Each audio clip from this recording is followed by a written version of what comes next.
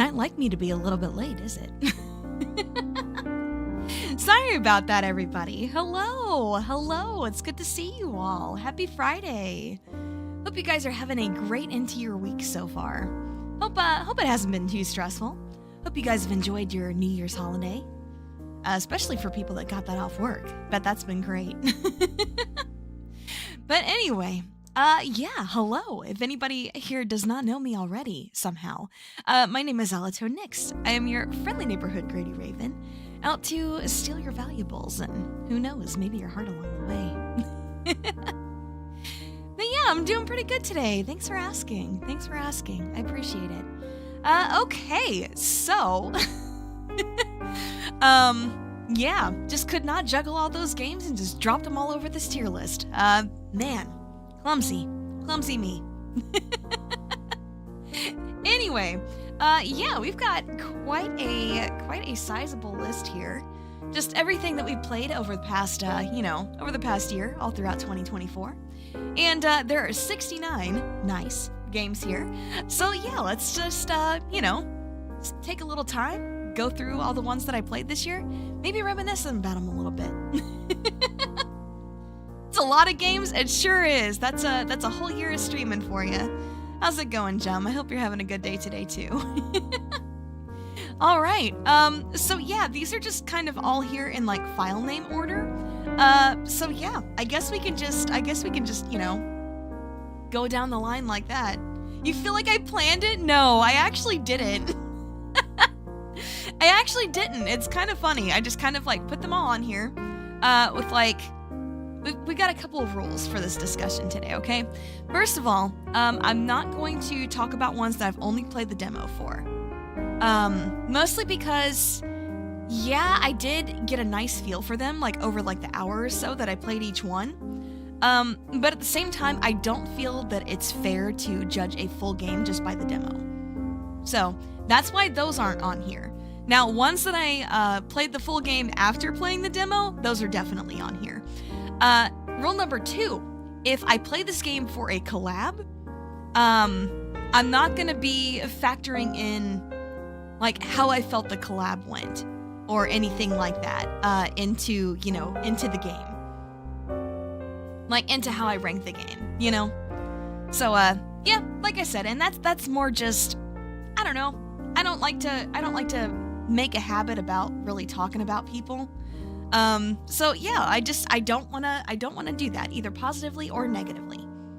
Rather just, stay in my lane and judge how much I enjoyed the game, rather than, the rest of the experience around it. So, hope that makes sense. But, yeah, like I said, I've kind of got these in here, no particular order, it's just by file name. So, yeah, some of these I have not finished, some of them I have, and of course I'll mention that, if I've finished it or not. So let's go ahead and just get right in, I suppose. All right, first one on the list. I actually played this some more on Monday. So yeah, I'm not quite finished with Echoes of Wisdom yet. I am close to the end, though. I would say just like right off the bat, I'm gonna go ahead and put this in like the pretty good tier. Mostly because I feel like these are all just kind of self-explanatory.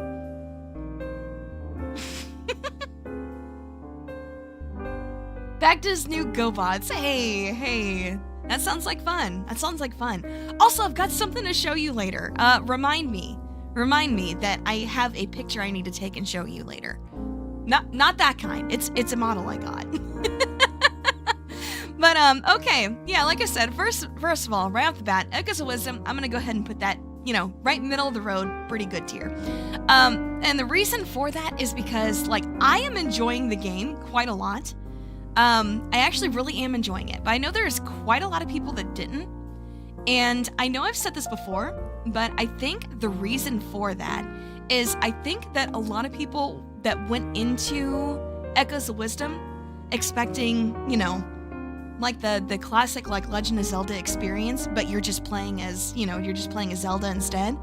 I feel like people that had that as an expectation were gonna be disappointed. So that's how I feel about it personally. But I feel like others that went into it with like a more open mind, like carefully watching the trailers and like how things like interact in the world and stuff like that.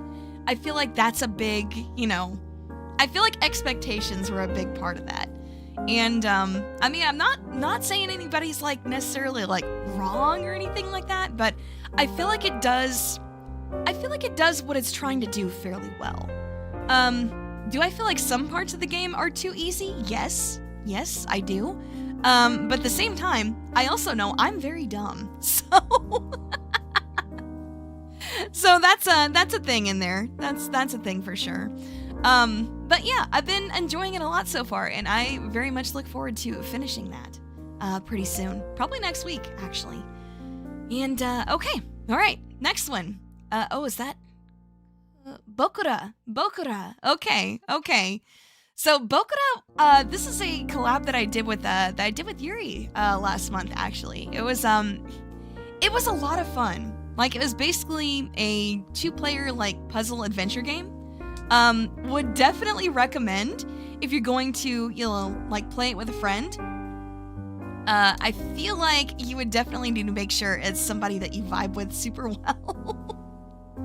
Because I feel like if you guys have like 2 different styles of, you know, handling like conflict and stuff like that, you're gonna clash at some point.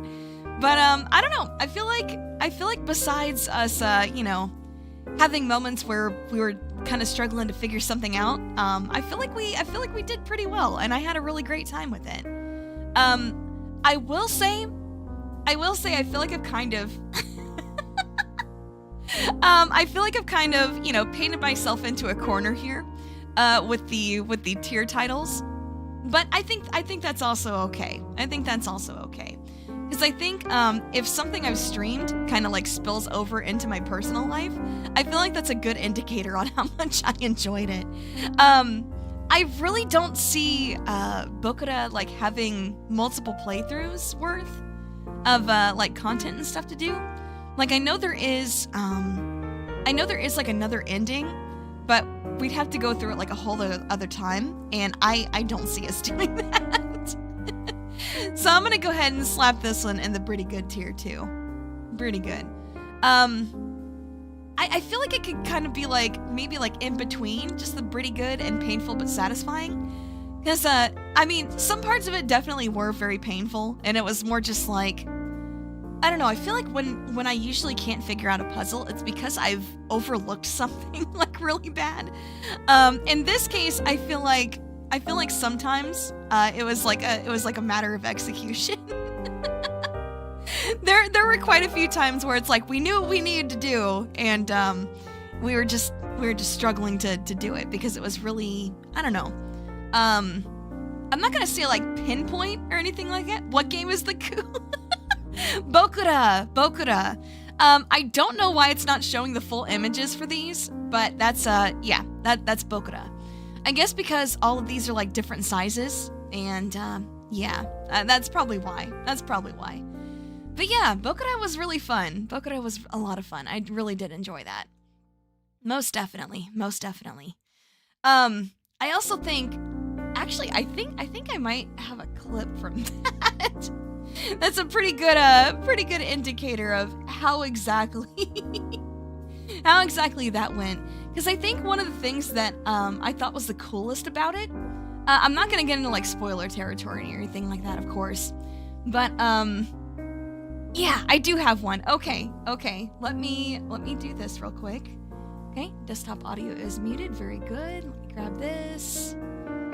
Okay, let's go ahead and flop this in here. Hey Beta, how's it going? I hope you've been doing okay. Also, hello Gandit, nice to see you. All right, let me go ahead and play this real quick. This is just a quick little clip from when we were playing Bokura. It's very much indicative of the overall experience. So yeah.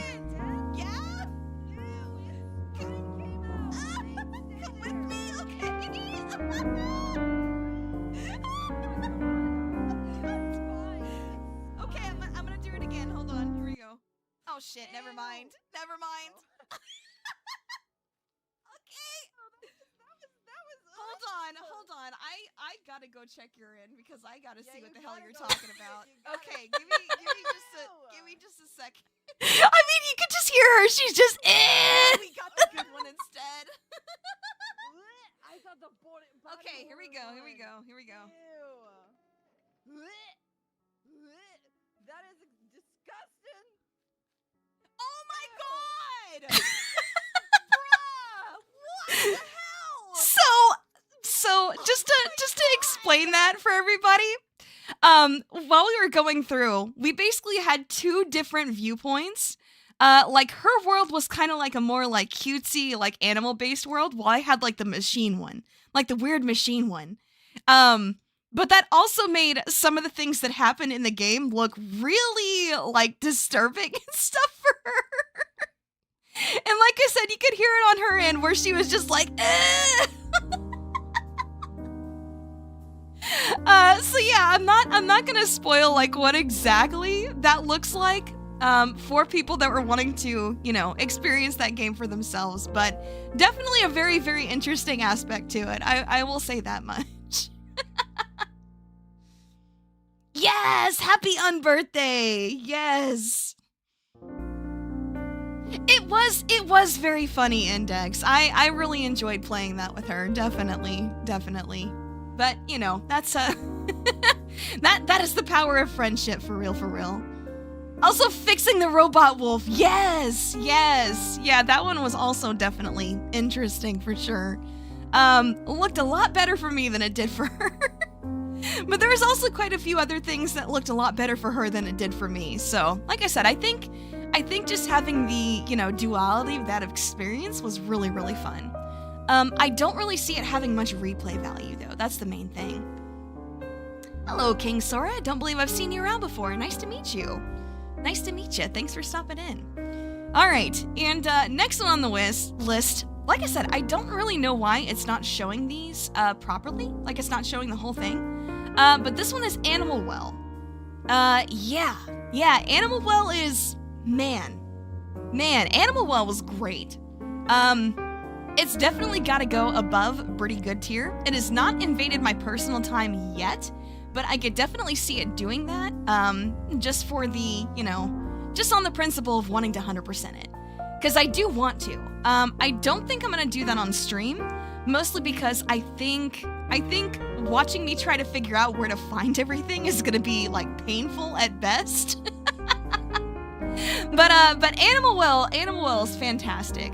Animal Well is a fantastic game, honestly. I really enjoyed that. I really enjoyed that quite a bit. Like, there was you don't remember Animal Well? Oh my gosh. Okay, hold on. Might have a clip here somewhere. Let me see if I do. I don't for everything, but I do for quite a lot of things. So, yeah, you know, for those of you that don't know what Animal Well is, it is basically, I would call it kind of almost like a Metroidvania. Like, you don't really fight anything. You're mostly just solving puzzles and things like that instead. Yeah, it's a pretty cool game. Yeah, just a neat little indie title. It was published by, Donkey's new company, you know, Big Mode. Yeah, it was a solo dev that made it, but he published it, so that was pretty cool. That's that movie with Patrick Swayze. No, I don't think so. Also, hi, Trey, I just saw you snuck in there. Good to see ya. Hope you had a great new year. But yeah, Animal Well is, definitely a very, very cool game. I thought I had a clip of pretty much, like, my first reaction of being chased by, like, the giant, like, ghost thing, but I apparently do not. So that's gonna have to be, you know, something that I, something that I go grab at some point in time. But, yeah, that was, that sure was a thing that happened. My gosh. Yeah, I think that is something that is on my list to do for this year, is, like, you know, go through in my personal time and 100% it. All right. Oh, okay, next one on the list. Again, I don't know why these images aren't showing up properly. I could have sworn I tested this beforehand, but oops. Anyway, okay, so this is Bigman269, and it is what I played for my charity marathon around my 1-year anniversary. So yeah. Also, while I'm talking about it, I did want to, you know, thank you guys for making that so successful. I thought I put like a pretty lofty goal, like raising $500 for the Trevor Project, but hey, for a first fundraiser, that went super, super well, and, you know, just kind of want to thank everybody for making that, you know, such a successful fundraiser. But yeah, it was, gosh, this game was freaking wild, man. Oh my gosh. Save sometimes in case it all resets again. Oh my god, okay. Okay, so no, what happened last time is, I had something that I needed to paste in, and I did it wrong. I have everything here, though. I'm 100% sure that I do. But still, I will still do, like, some screenshots every now and again, just in case. That's a good point. That's a good point. But, Bigman269 is, oh my gosh. I'm gonna put that in painful yet satisfying, because it really was. Basically, it was it's kind of like a ROM hack of Pikmin 2, which, I mean, if you guys have been here for like any amount of time, you know I freaking love Pikmin. I freaking love Pikmin. But yeah, let's see. What can I say about Bigman269 that has not been that people in chat did not say themselves? Oh my gosh. Love sacrificing Pikmin. It's true. It's not true. It's not true. It's not true at all. Oh my gosh. But yeah, it was man, I don't even know what to say about it. It was an experience for sure. It was a wild and wonderful adventure. Yes, definitely. I would also say it was like quite a bit harder than normal Pikmin 2. Ooh, Hermes! Yes, yes, yes. Okay, let's see. I'm trying to find there's one clip in particular from it that I'm trying to find. And I am having trouble. Finding it. Maybe I still can. Let's see. Did I clip it? I did clip it. Okay, perfect. I found it. All right. Yep. Let's copy that link, and I'll let you guys just see that for yourself. Just get a good feel for what exactly we were dealing with here. All right, let's make sure our audio is where we can hear it, and that should be good. All right, let's give this a go. What is that? What the hell? What the hell is that? Ah! What is it? Oh my god. What is that? What? But yeah, there's quite a bit of like very weird, very cursed stuff in that game. But I also think that made it a very, very fun mod to play. I will probably never finish it, because unfortunately during the great PC death of late October this year, I lost my save in that, so I would have to start all over again when I was almost at the end, and I just don't know if I could do it, man. I just don't know if I could do it. I just don't know. Like, maybe in the future I'll decide to finish it, but at least for right now, that's gonna go unfinished, unfortunately. But it was, going through some of those dungeons was so difficult. It was very, very difficult. But, you know, I was honestly, like, having a great time playing it. Even with, you know, all the different challenges that, like, the Batsy wheel and stuff like that, you know, caused me. Like, having to, try to play with my glasses off, which is not great. It's definitely not great. Next fundraiser, maybe. I think we would probably do something else, though. I think I also... Yeah, okay. this one is also a good indicator of what exactly you can expect when playing something like that. One more clip. One more. And do this one. All right, ready? Let's go. Oh my gosh. Please load. Hold up. We actually had another donation that didn't come through properly.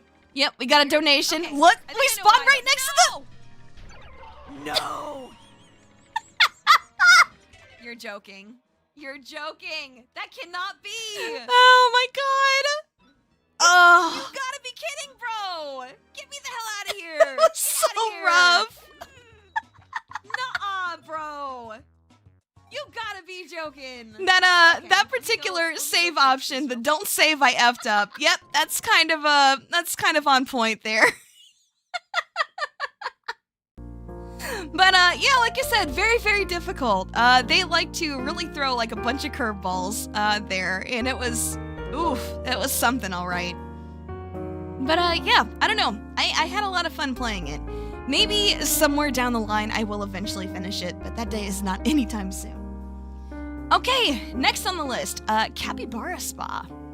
Capybara Spa. Oh man, that was a really nice, like super chill one-off stream.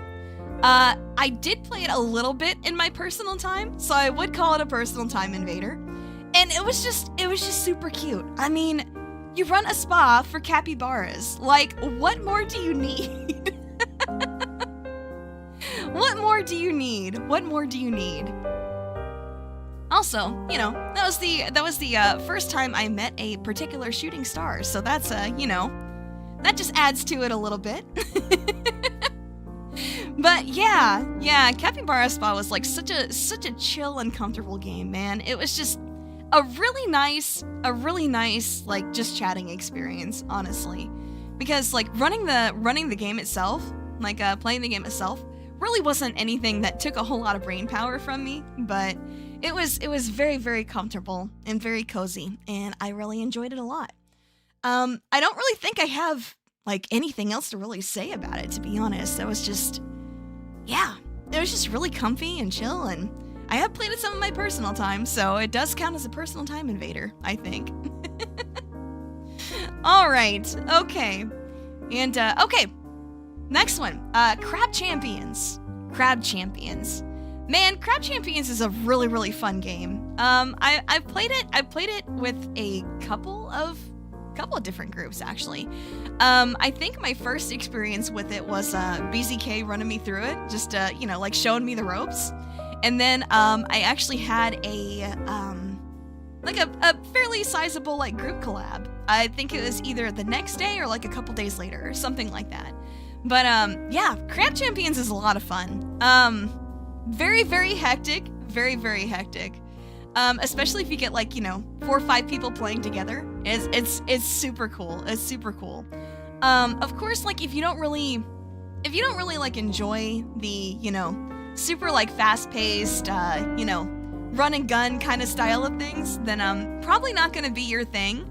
But it is very, very silly. Doesn't really take itself too seriously, I think. And yeah, I mean, you're just skittering around as a crab and shooting things. What's not to love? I haven't really played it in my personal time. It's mostly stuck just to streams, but it was definitely a lot of fun. It was definitely a very, very fun game. I enjoyed that quite a bit. All right, and then oh my god, oh boy, Doraemon Dorayaki Shop Story. I could explain, but I'm not going to.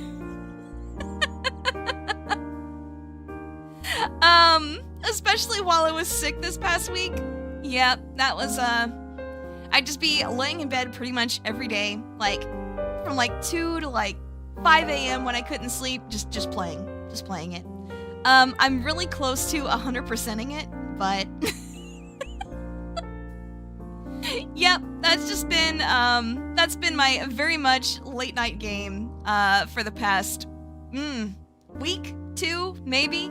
And then I played it on and off, like, in my personal time before that, so it's just kind of... it has contributed to ruining my sleep schedule. If I don't finish it soon, it's going to ruin my life. And I mean that in the most positive way possible. I don't know what it is about Doraemon Dorayaki Shop Story that really just like scratches that particular itch in my brain just right, but man, it sure does. Very, very, very, very comfy game. Very comfy game. There's a lot to do in the shop. It does get a little crazy, just like with all the different stuff that you have to manage, that the game does not tell you about at all, by the way. It does not tell you in the slightest. So yeah, there's that. And I feel like the more I play it, the more I'm just like discovering more things, and it's just, man. Yep, there's a lot to it. It's Switch only though, so a lot of you guys will probably never play it, and I think that is a shame. Then again, I love my Kairosoft games, so that probably should not come as a surprise at all. Okay, alright. Yeah, alright. So we've got one Life Ruiner to another, huh? Fields of Mystria. Yep, that definitely goes in Life Ruiner as well. That definitely also goes in Life Ruiner. Let's see. I have played that quite a lot in my off time, actually. It was... yeah. Yep, I played it quite a bit in my off time, honestly. Then again, I mean, what? Cozy farming sim. I love my cozy games. Like, as much as I like, you know, playing other stuff in my off time, there's just something about just, you know, picking up a cozy game. You can put it down whenever you want to, stuff like that. So, I don't know. I think there's just that kind of appeal to it. At least there is to me. Maybe not to, you know, other people, but it is to me. Let's see. I want to say that I had something for this one. Maybe I don't. Yep, okay. I don't think I actually do. That's okay though. But yeah, God, no, it like I said, super chill, super cozy. If you've played it, you know. If you've watched me play it, you also know. And yeah, this is something that I even, you know, I played the demo for it before it was even out, so it was one of those things where as soon as it came out, I already knew I wanted it. But yeah, I don't really know what else to say besides that. Oh! Wait a minute. I've made a mistake here. I have 2 mimic logics. Does that mean it's only 60? Wait, no. You know what? You know what? It does not mean it's 68. It doesn't. It doesn't. Because hold on. Hold on. Let me go grab this real quick. I actually forgot about this. Let me go grab this real quick. Hold on. Give me just a moment. I promise you won't be disappointed. It's a Mimic title! Is it on Steam as of... Really? Really? Interesting. Okay. Well, hey, that's great if so. Like, that's fantastic if that's the case. Let's see. Okay, so this one, and then... Okay, let me take a screenshot of this real quick, just in case I mess it up somehow. Okay, so we're just gonna leave this one here, and then I have... Let's see. Where is it? There. I forgot to add Pikmin 1 because we played that for yeah, my first crowd control stream this year too. So yeah, we do still have 69. We still have 69. It's saved. But yeah, I'm gonna have to check on that gem. Because at least I know at least when I first picked it up, it was not on Steam. And I don't remember reading that it actually came to Steam, but you may be right. I'll have to go look. But okay. I'm gonna skip this one, and we'll cover Mimic Logic with the actual, you know, PNG one. Let's do Little Nightmares next instead. Man, it's kind of been something that I've had for a while, and I mean, you guys know me. I'm not super big on horror. But then again, I know that people still do enjoy me, enjoy watching me get scared and stuff like that. So, I mean, I try to break out of my comfort zone here and there with stuff like that. And it's been pretty fun so far. It's been pretty fun. But, yeah, Little Nightmares. I think that one is just gonna go in pretty good territory. Mostly because it has not gone into either of these.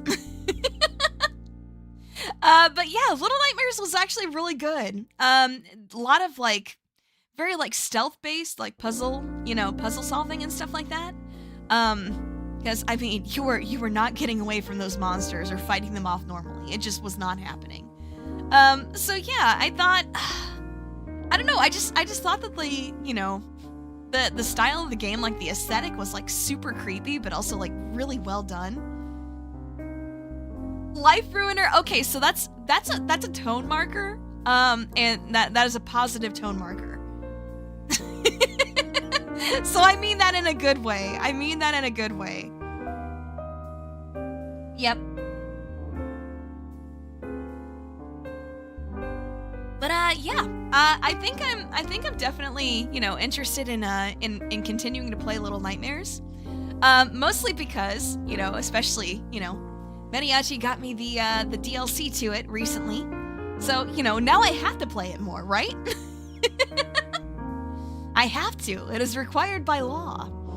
But yeah, let's see. You think you know which clip is next? Oh. I don't know. Do you? Are you sure? Because I don't think I actually have one. Yeah, yippee! Yeah, definitely. And it seems like there's actually quite a lot of content in the DLC too. So I'm pretty interested in seeing, what all that has to offer. But yeah, Little Nightmares is very cool. I do have the DLC for it. I will play it sometime. I don't know when that's gonna be, but yeah. Hey Scum, hey Bubba, thanks for sneaking in. I hope you guys are having a good day today. But yeah, so Little Nightmares was good. Not getting into the, personal time territory there, so that's a stream only thing, and I think it's fine to keep it that way. Okay. I think this one's gonna be a little divisive, but Lockdown Protocol, I'm just gonna put that in yep. Just, yep. It's a game I played. It's a game I played. It wasn't bad or anything. It's just, I just really didn't enjoy it as much as I've enjoyed probably stuff like Among Us or Goose Goose Duck. I just really didn't enjoy Lockdown Protocol as much. And I'm not sure if it's because that was, it's still kind of an early access thing. Maybe they still got more stuff they want to add to it. But especially, I mean, in games like Among Us, there's actually stuff that you could do if you died pretty early. Instead of just kind of, yep, I sure do float around as a ghost. And, take a while just watching people, see if you see anything interesting. Sometimes that was cool, but for the most part, I just found it really boring. Especially since I think there was, 3 rounds where I just kind of died almost immediately. So, yeah, it's not a bad game by any means. It's definitely got some potential. But I really think it needs, more stuff added to it, more polish, things like that. So, yeah, like I said, definitely didn't enjoy it as much as other games of that type that I've played. But I mean, like I said, we'll see where it goes. We'll see where it goes from there. And, what kind of potential it lives up to. So, we'll see. Alright, Mimic Logic next. Yeah, it's a pretty good game. Haven't really been digging into it at all on my personal time or anything like that, but it's been fun. It really has been fun. It's again, a really neat puzzle game. It's it's exactly what it says. You're using logic to figure out which chests are mimics. And that's basically all it is you have, dungeons that are so many floors. And on most of the floors, you just have a logic puzzle where you're trying to figure out which chests are mimics and which ones aren't. And yeah, it was a lot of fun. It was definitely a brain teaser in some parts. I feel like some parts I just really nailed it, and then there are others where it's just like I overlook one little thing and it makes my whole entire theory fall apart. So you know, you guys and your spiders. I do agree though, Mr. Shrimp, like having stuff to do after you die in games like that is a must. Yeah. Similar to Minesweeper. I guess you could say that. Cause like the different chests, like they could talk and things like that. There were certain rules, right? Like the mimics would always lie. The real chests would always tell the truth. And you just kind of had to figure out which was which. And of course you would have things where, you know, the mimics weren't going to incriminate themselves or, you know, their other chest friends, right? So they definitely weren't going to do that. So yeah, just using those like few simple rules and like what the different chests were telling you, you just kind of had to logic your way through it. You had a time limit on it, basically, because you also had a hunger meter. And if you got too hungry while you were in the dungeon, you just died. So it definitely added a little bit of a time crunch to some of those puzzles that would have made it just too easy otherwise. And I don't know, I really enjoyed that. I thought it was pretty cool. Pretty cool game. I know it's not very long, so I've been holding off on playing it in my personal time, mostly because, you know, I'd like to beat it on stream. Because it just doesn't really have like a whole lot to it. Otherwise, it's pretty short. It's pretty short, all told. And I think like once you've seen like one stream of it, you've kind of seen all of it. But I'm really interested to see if there's like an actual ending to it or not. I don't know if that makes sense. Anyway, okay, next, 100% orange juice. I mean, it's a board game, been around for forever and a day. God, I think it came out in, what, 2013? It's been around at least a decade. It's been around a very, very long time. It is fun, though. It is fun. Like, you know, get a good group together and you're just, you know, rolling the dice and screaming at your luck together. Yeah, I think it could definitely be fun. I could see it being a personal time invader, especially if, you know, there was other people to play it with, like with any frequency. I know there have been like people on the Discord server that have talked about maybe, you know, trying to play together sometime. So I mean, hey, if that's a thing, if I'm not already busy, I'm down to clown. Speaking of, for anybody here that is not part of the server, 18 or older, obviously. And yeah, we get together for like community game nights once a month, and yeah, a few other things here and there. So it's a pretty chill spot, I would like to say. So yeah, if you're not already a part of that, and I don't know, joining for some 100% orange juice sounds like a good time, or some other community games, then please, by all means, feel free. All right, okay. Here's another yep tier, and I'm gonna go into why. 100 years old minimum. You're really limiting our demographic there, Mariachi. So Love Live School Idol Festival 2. That is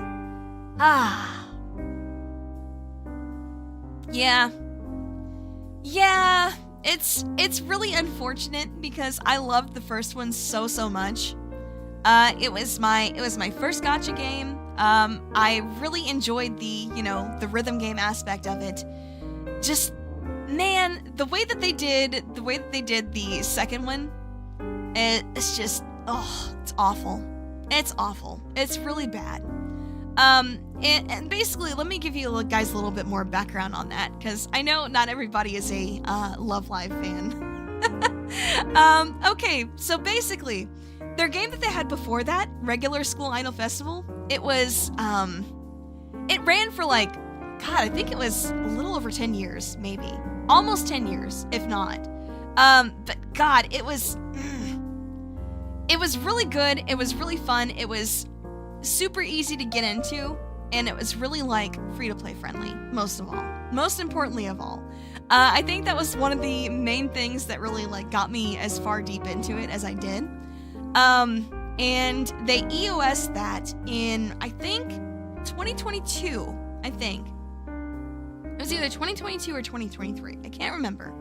It was one of those two. I think it might have been early 2023. Anyway, doesn't matter. What does matter is that they ended service on the first one so they could do Squatta Festival 2. And basically it was not enough of an upgrade to like the overall way the game worked to really justify, you know, just making a number 2. And of course they really went off the rails with like monetization and things like that. And also, when they did finally announce it for, you know, global, like announce a global version, they also announced at the same time that it was gonna EOS 3 months later. Who the hell does that? Who does that, man? Come on. Why? What is even the point? I mean, it's one of those things where I have to laugh about it or I'm gonna be sad. So, yeah, you know, there's that. Yeah, just, they really did. Yes, they really did. They're like, oh yeah, we're putting this out end of February.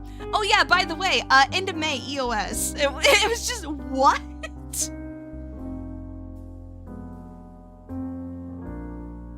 Terrible. Terrible way to treat a game. Terrible way to treat a game.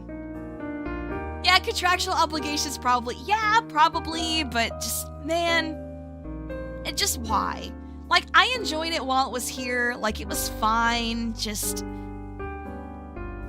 the whole time, I just kept thinking about, like, the original one. And it really left a really bad taste in my mouth, unfortunately. Anyway, alright. Hey, Sarah Pumpkin, how's it going? Hello, hello. Thanks for stopping in. Alright, next one. Spell disc. Spell disc goes into personal time invader. Because it definitely was. I know the first time I played it, I think it was the first demo stream I ever did, actually. And it's a pretty neat little like dungeon crawler roguelite. You know, for anybody new to the channel, there's one thing to know about me, and that is that I freaking love roguelikes. Bring me any kind of roguelite I've never seen before, and I will probably want to give it a try. Probably. Probably one of my favorite genres. Probably one of my favorite genres recently, for sure. But yeah, spell disc is pretty cool. I mean, what's not to like? You know, you're just you're a cute girl walking around casting spells, stuff like that. So yeah, I mean, it's great. It's great. Might have some games for me. Oh no. Oh no. We can tell for the backlog stream. You're right. That was definitely a self call out there for sure. But yeah, no, Spell Disc is a lot of fun. I really need to play it more for sure. It's just one of those things where it's like finding time for it. Vampire Survivors belongs in S tier. Oh yeah, definitely. Trust me. But yeah, hey Molten, how's it going? Thanks for stopping in. Hope you are having a good day as well. But yeah, so I would definitely put that in a personal time invader kind of thing, because I can definitely like see myself playing it off stream for sure. I haven't really done that much yet, and again, that's just a lack of time, like with different projects and stuff I've been working on lately, especially. And of course, getting over being sick, which, hey, I mean, I'm pretty much at 100% right now, so I'm pretty happy about that. Finally, jeez. But yeah, definitely need to play some more Spell Disc sometime. It's pretty simplistic, but hey, for as cheap as it is, there's quite a lot to do in there. And there's even a like a Vampire Survivors type area in there too. So that's you know, like a whole other mode that goes into that. So it's pretty good. It's pretty good. I enjoyed it quite a bit. Okay. Spooky's Jump Scare Mansion. Yep, that's man, that was, I don't know. I think I made a really good choice for my monetization celebration. For those that didn't know, I did pretty much a full playthrough of the base game of Spooky's Jump Scare Mansion. Even, you know, being a super huge coward like I am. Yeah, I did the pretty much a, you know, I scream, I spin, Batsu Wheel challenge, and it was a lot of fun. It was a big, huge 10-hour stream, just big celebration. I think people really enjoyed it a lot, actually. I know I really did. I definitely did. It was like 3 playthroughs, kind of, because there was God. There was yeah, there was a option on the wheel, but we hit it twice. So I took it off after that. Where if I hit that option on the wheel, we had to start over again. So I think between the 2 restarts, I think there was like about 800, 900 floors that I did between those 2 restarts, and then of course the main thing is 1,000 floors. So yep, there's that. There's that. Is it a skill issue if I just got screwed by RNG? Come on. I can't control that. But yeah, no, it was a very, very fun stream. I did have a great time. And you know, based on the couple of shorts that came out of that, I think a lot of people did. Oh my gosh. But yeah, very, very fun. I did pick up the Dollhouse DLC for that, so maybe we'll have a round 2 sometime soon. Maybe. We all love Pilk now. Oh my gosh. You know what? That was actually pretty okay. It was actually alright. It was not as bad as I thought it was gonna be. It's one of those things that you hear about it and you're just like, ew, why? I don't think I ever did have to take that orange juice shot though, which I'm really glad. I'm really glad. Waited so long for Phantasy Star Online 2 to be international. They randomly released it years down the line when no one cared anymore. Yeah. Yeah, I think I played PSO2 a little bit, like when it first came out, but I don't know. I definitely lost interest in it pretty fast, so it is always a shame when that happens. It is always a shame for sure. Definitely a shame.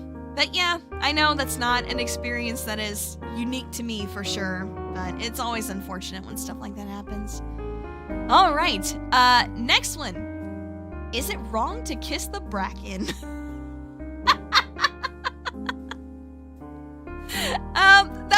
That was a super, super fun stream, man. It was so fun. Very, very cursed visual novel where it's a dating sim visual novel. But the object of your interest is the bracken from Lethal Company. It was so cursed. It was definitely very, very cursed. It was really funny though. I had a great time with it. Let's see. Which? Yeah, okay. I actually have a clip for this one. We found everybody's kink, filthy heathens. I mean, hey, what do you expect from what we're doing here, you know? Let's do this. Okay, here's the clip. You ready? Here we go. Now that I get a good look at it, it's quite big. I looked at— No! What are you doing? Everywhere. Oh, no! What are you doing? Oh my god. Oh, it's cursed. Oh god. Now that I get a good look at it. Yeah, It's quite it's big. it's cursed. It's very cursed. You know, that's what else do you say? By the way, if you needed to know, which some of you probably didn't, but if you needed to know that, there is an NSFW route. I did not do that. I did not do that route on stream, obviously, but it does exist.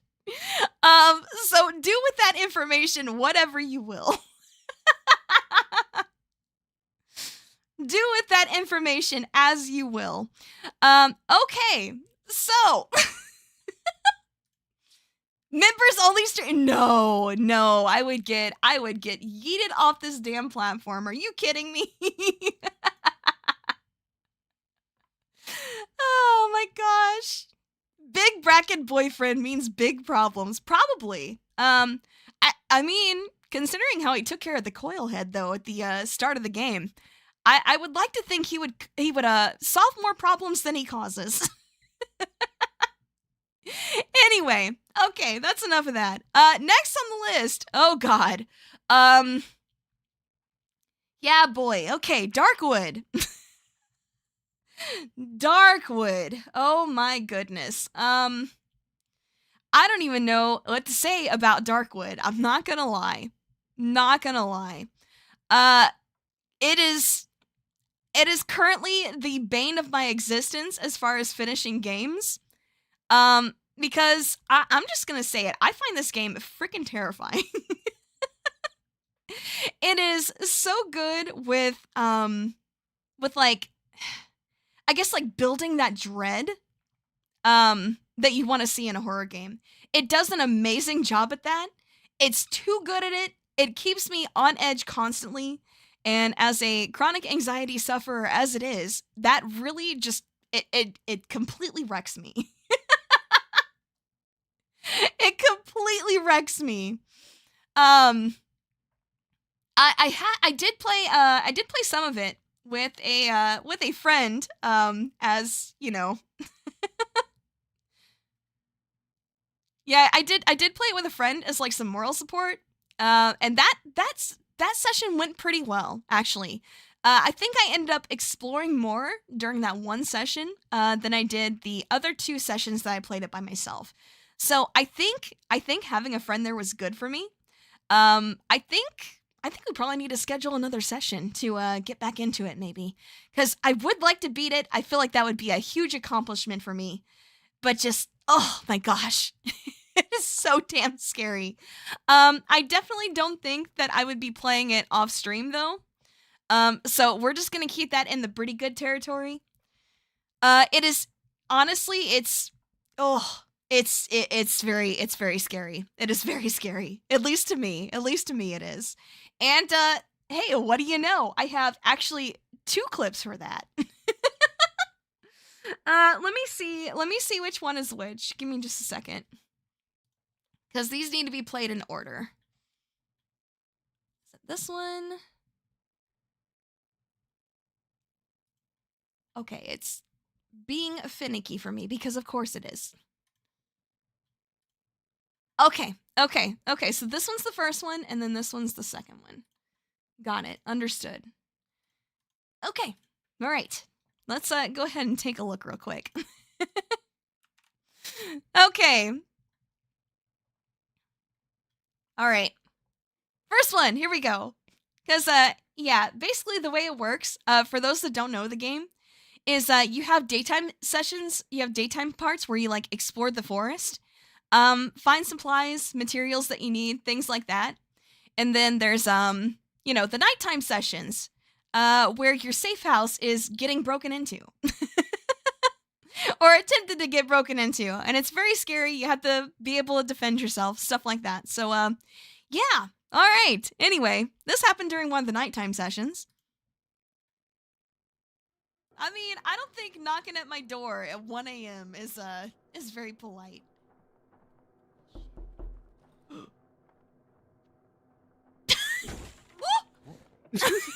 Holy shit.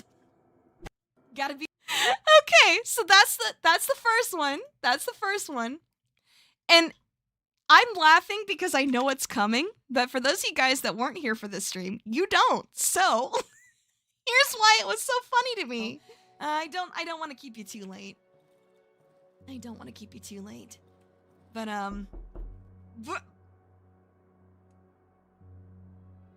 Okay, next I gotta confess that was me both times. Bruh! That's so fucked up. Why would you do that to me? Oh, that's horrible. He did just like a perfectly timed like door knock sound effect You were right you were the before somebody worst. tried You were busting the down my worst. window. Holy shit. That's so funny. I don't want to. So, keep you yeah, too- that was you know, that was great. That was great. What are friends for, right? Oh gosh. But no, legitimately, like trying to play it with, you know, I guess with like a friend as like some emotional support, a little bit of backup was is very fun. We're definitely gonna schedule another session sometime. Yeah, all right. That's some stuff your siblings would do to you. I know, right? I know, right? Definitely. But like I said, what are friends for? Anyway, all right. Next one on the list, Dave the Diver. This one is definitely. It has not gotten to life ruiner status yet, but it has definitely invaded my personal time. Especially because I just kind of wanted to spare you guys a bunch of grinding and things like that before we got into, you know, some of the other areas. So I did play it quite a bit in my personal time, and I will probably be doing so again pretty soon, because there was another like more stuff added to it, where it has, I think there's like an NPC from Balatro, and then there's another one from Potion Craft, which is another game that's on this list. So yeah, I'm very interested to see what those add. And then there's also some collectibles from the Godzilla DLC that I still have not collected yet, and I need to do that.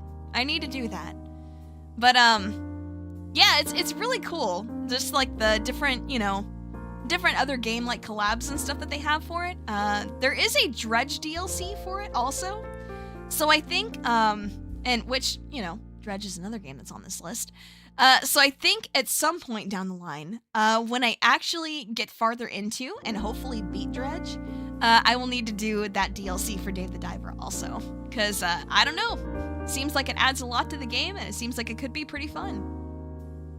Yeah, the Godzilla DLC for Dave the Diver was pretty peak. It was. We had a bit farther to go before we got to it than I thought we did, but hey, it was worth it. Definitely very worth it. And yeah, let's see. I'm curious if we had any actual like good clips from it. Let me take a look real fast. I know there is one that I kind of you know, clipped from it myself, but I don't know. Dredge is a horror game? Yes it is. Yes, it is.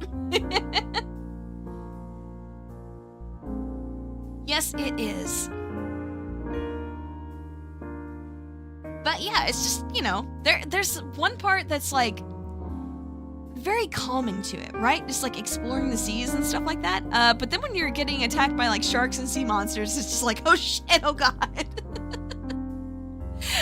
It does a really good job of balancing what I think is, you know, like the panic of getting attacked by stuff with just like the calm of like the undersea environment. I think it has a really good mix of the two elements, and I don't know, it's a very fun game. If you've not tried it previously, I definitely recommend that you do so. Very much worth your time. Okay, kind of excited to see me play horror games now. Damn. Well, I mean, I do occasionally. So, you know, there is that. All right, next on the list is a cute, very cute little title called Duronko Wanko. And it is basically just a very, very short, I think it was at least free when I picked it up. I don't know if it's still free, but it was a very, very cute little free experience think it took me about like, maybe like 2 or so hours to beat it. And basically, you're just a cute little Pomeranian wandering around a house and, you know, making as big of a mess as possible. Like, there's paint, there's mud, there's all sorts of stuff that you can use to, you know, make a mess all over this house. And it was a really, really cute game. Oh, it's still free. Okay. Yeah, definitely. So, yeah, if that sounds up your alley, just, you know, a cute little couple hour experience just to, you know, kill some time, I definitely recommend checking out Duranko Wanko. Very, very cute. Very cute. All right. Well, here we have another life ruiner. I love .age and it's ruining my life. Hey, Slade, long time no see. How's it been going? Is it just in Japanese? It's not. I don't think so anymore. You'd have to ask Grim about that. I think it sounds like she's played it more recently than I have. Good old .age. Yeah. Probably pretty ambitious, but I do want 100% .age. I think I've unlocked at least most of the chiefs. So I would want to do at least like one stream like per chief. I don't know, just to really like get a feel for which one I like the best. Went on vacation, got lost in the woods, and returned. Definitely didn't panic. Of course not. Why would you do that? But yeah, glad you made it back safely. But no, .age has been very, very fun. Am I crazy? Maybe. I might be. Maybe a little. Maybe just a little bit. But yeah, before Doraemon Dorayaki Shop Story, it was that was definitely my, you know, I'm on my Steam Deck at 4 a.m. instead of going to bed. And most of that time I was playing .age. But yeah, it's I don't know, it's kind of cozy, I feel like. It was a oh gosh, I would say it's like a roguelite city builder, actually. Just in a very cute little like pixel art style kind of thing. So the looks are kind of minimalistic. You're basically building up your civilization to be able to deal with the coming disasters and stuff like that. And gosh, I've had all sorts of crazy things happen while I've been playing this game, and it is, I really do feel like you're just never gonna get the same run twice. It's kind of nutty. But no, it's been great. It's been great so far. I haven't lost any sort of interest or anything in it yet. Which I think is a very good sign, considering that you know, considering just how much I've played it. I think there's another game like that, Against the Storm. I've heard of Against the Storm. I have not tried it yet, but I have heard about it. Actually, I'm curious if I can actually look at my total playtime on .age right now. Hold on. Yeah, total playtime, over 50 hours. And I still only have 25 out of 86 achievements, so I've still got a long way to go. But yeah, like I said, been playing a little bit of that here and there. And it's only gonna get worse. But no, I think as much as there is to do in that game, I do think I want to 100% it. Against the Storm's good. Against the Storm is so good. Oh man, I'm gonna have to check that out, aren't I? Okay, I'll add it to the list. I do actually still have my Steam games list up from when I did that stream on Wednesday, so I'll just add that to the list real quick. Man, all right, okay. All right, next one, Don't Starve Together. I haven't played too much of it. Just kind of played it for the first time with, you know, Paprika and Gumi. It was a very fun time. It definitely helped having somebody along that at least kind of knew what they were doing. Because I know Pep and I sure did not. But yeah, I would still like to think that that all of us kind of figured out our own things to do, and it was a lot of fun. Hasn't really had the chance to like invade my personal time yet, but I think we were talking about playing it more sometime. So yeah, I guess we'll just have to, you know, talk to each other and see when potentially that's gonna be, and if they're still interested in doing it. Otherwise, I don't know. I could see that as being something that I play in my personal time also. Check out Billy Bust Up soon? Maybe. I do have that on the list from Wednesday. Also, how's it going, Mark? Good to see you again. Hope you're doing okay. But yeah, Don't Starve Together. I do think that's something that I could potentially see myself playing on my own. I don't know when, because there's just so many games on the list already. But it's yep. It's pretty fun. I did enjoy my time with it. And Duck Detective, that's also gonna go in the pretty good tier. Mostly because it's really short.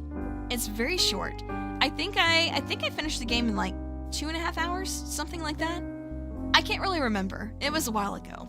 But no, it was a very cute little, you know, just like detective experience. And yeah, had an interesting little storyline to it.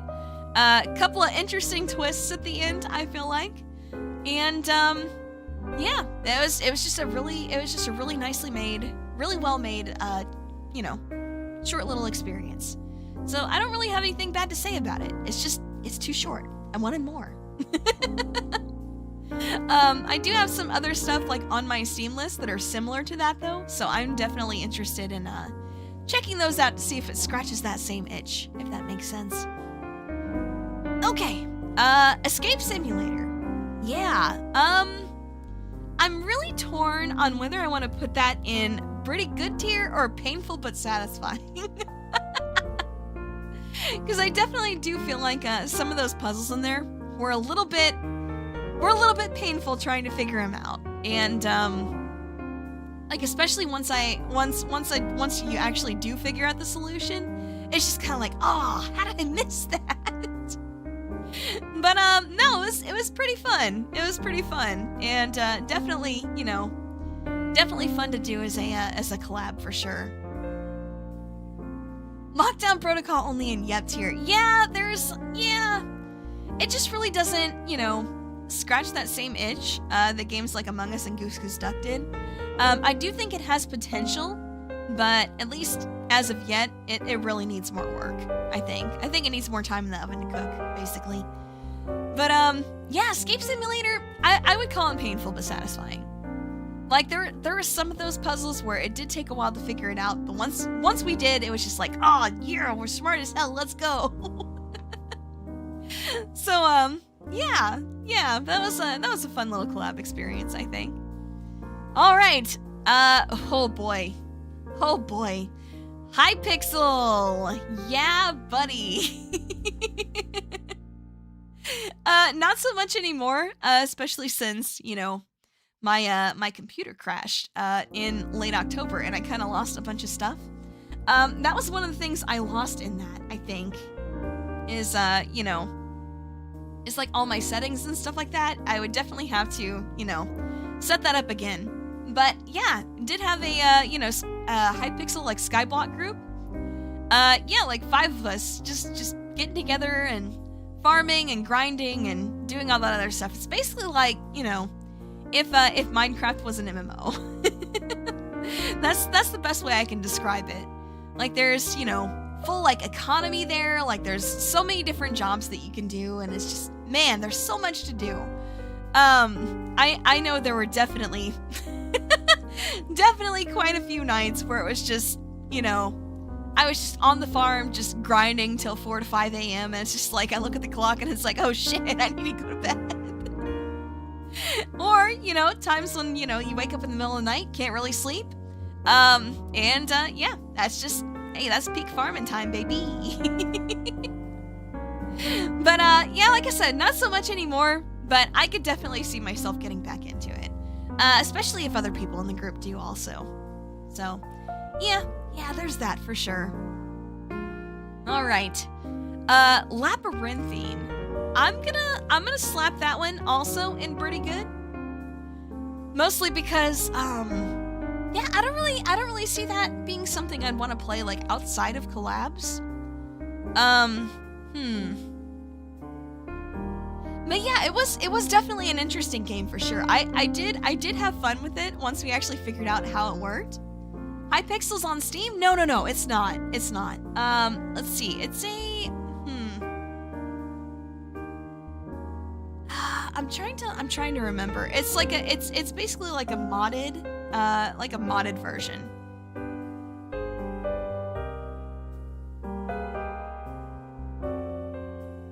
I think what you initially need to do is like just on your client, you can just connect to like hypixel.net. And yeah, then after that, there's definitely a bunch of sorry, words. Yeah, Minecraft server with like a lot of plugins. Yeah, you can. There's like different sites that you can go on to, that will basically give you like a ideal list of like plugins and stuff that you'd want. It's pretty easy to set up though. I mean, I didn't really have any issues with it, and I don't think a lot of us did either. So yeah, I think it was, I think it was pretty easy to set up. It's been a while since I set it up though, so I don't think I remember all of the details. Alright, okay. Well, but yeah, Labyrinthine, like I said, once we figured out how it actually worked, I think we all had a really great time with it.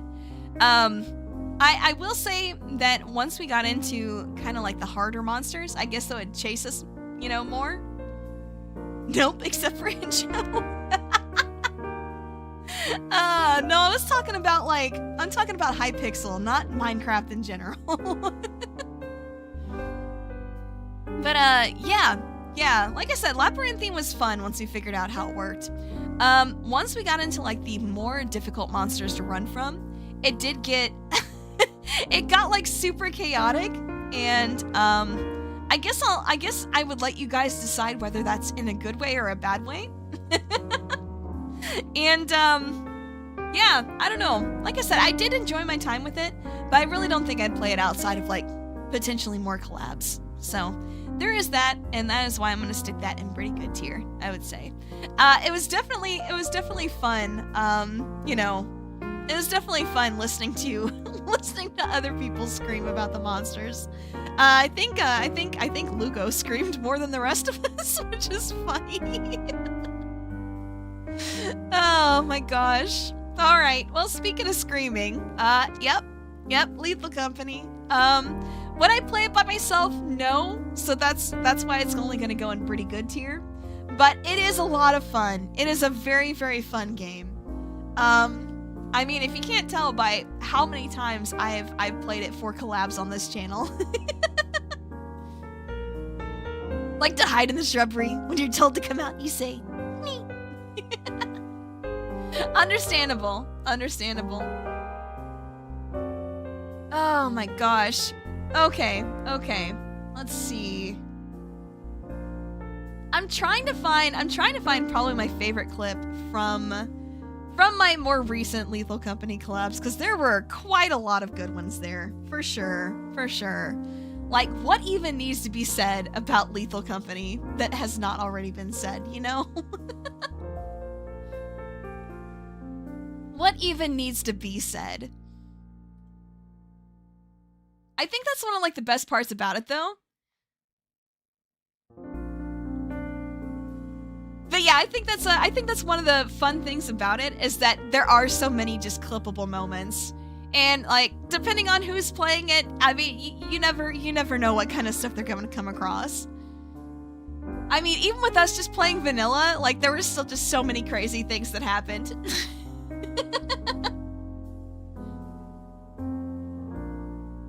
All right, let's see.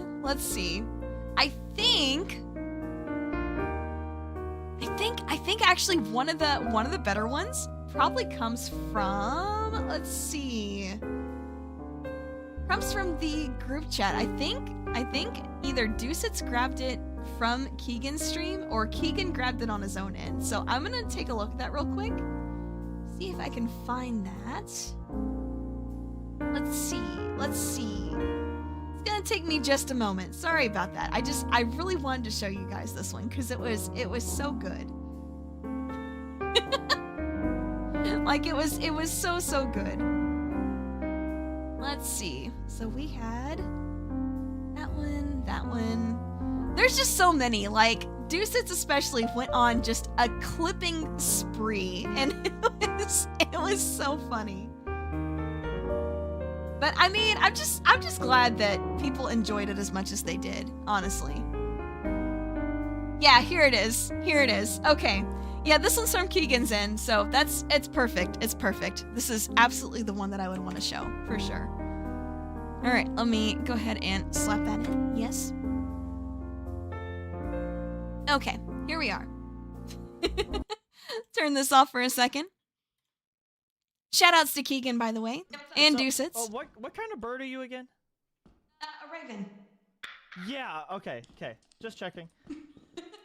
I'm. I just made sure I put a raven on the thumbnail for you, for the video. He didn't, by the way. He put a seagull. Last time. Don't think I know, right? I know. I would never do that again. I made sure I did. I went to Wikipedia, and I figured out what ravens look like, so I could put a raven on the thumbnail.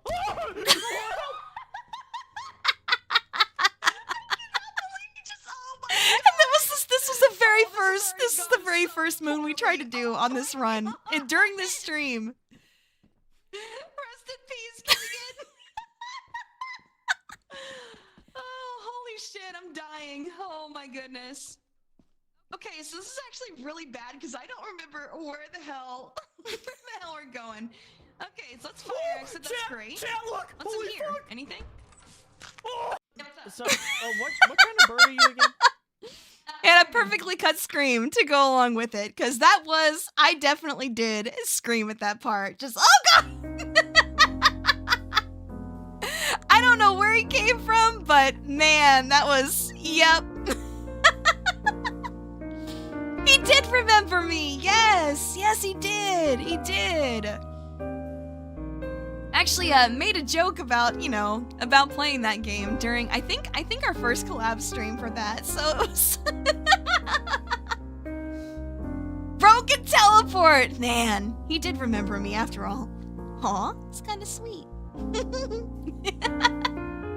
Alright, okay. Next, okay, well, this game should probably need no introduction either. It's Pikmin 4. I did completely play through the entire game, 100%ed everything, before I even started VTubing, actually. Yep, before I even started VTubing, I actually 100%ed Pikmin 4. And then I decided it would be fun to, it'd be fun to play it again on stream. But to give myself an excuse to play it on stream, I decided to do a challenge run. Yeah, basically the idea was 0 Pikmin deaths. That was the goal, 0 Pikmin deaths. I eventually did do it. Took quite a while, quite a few streams to get it done. But hey, we got there in the end, and that's all that matters, right?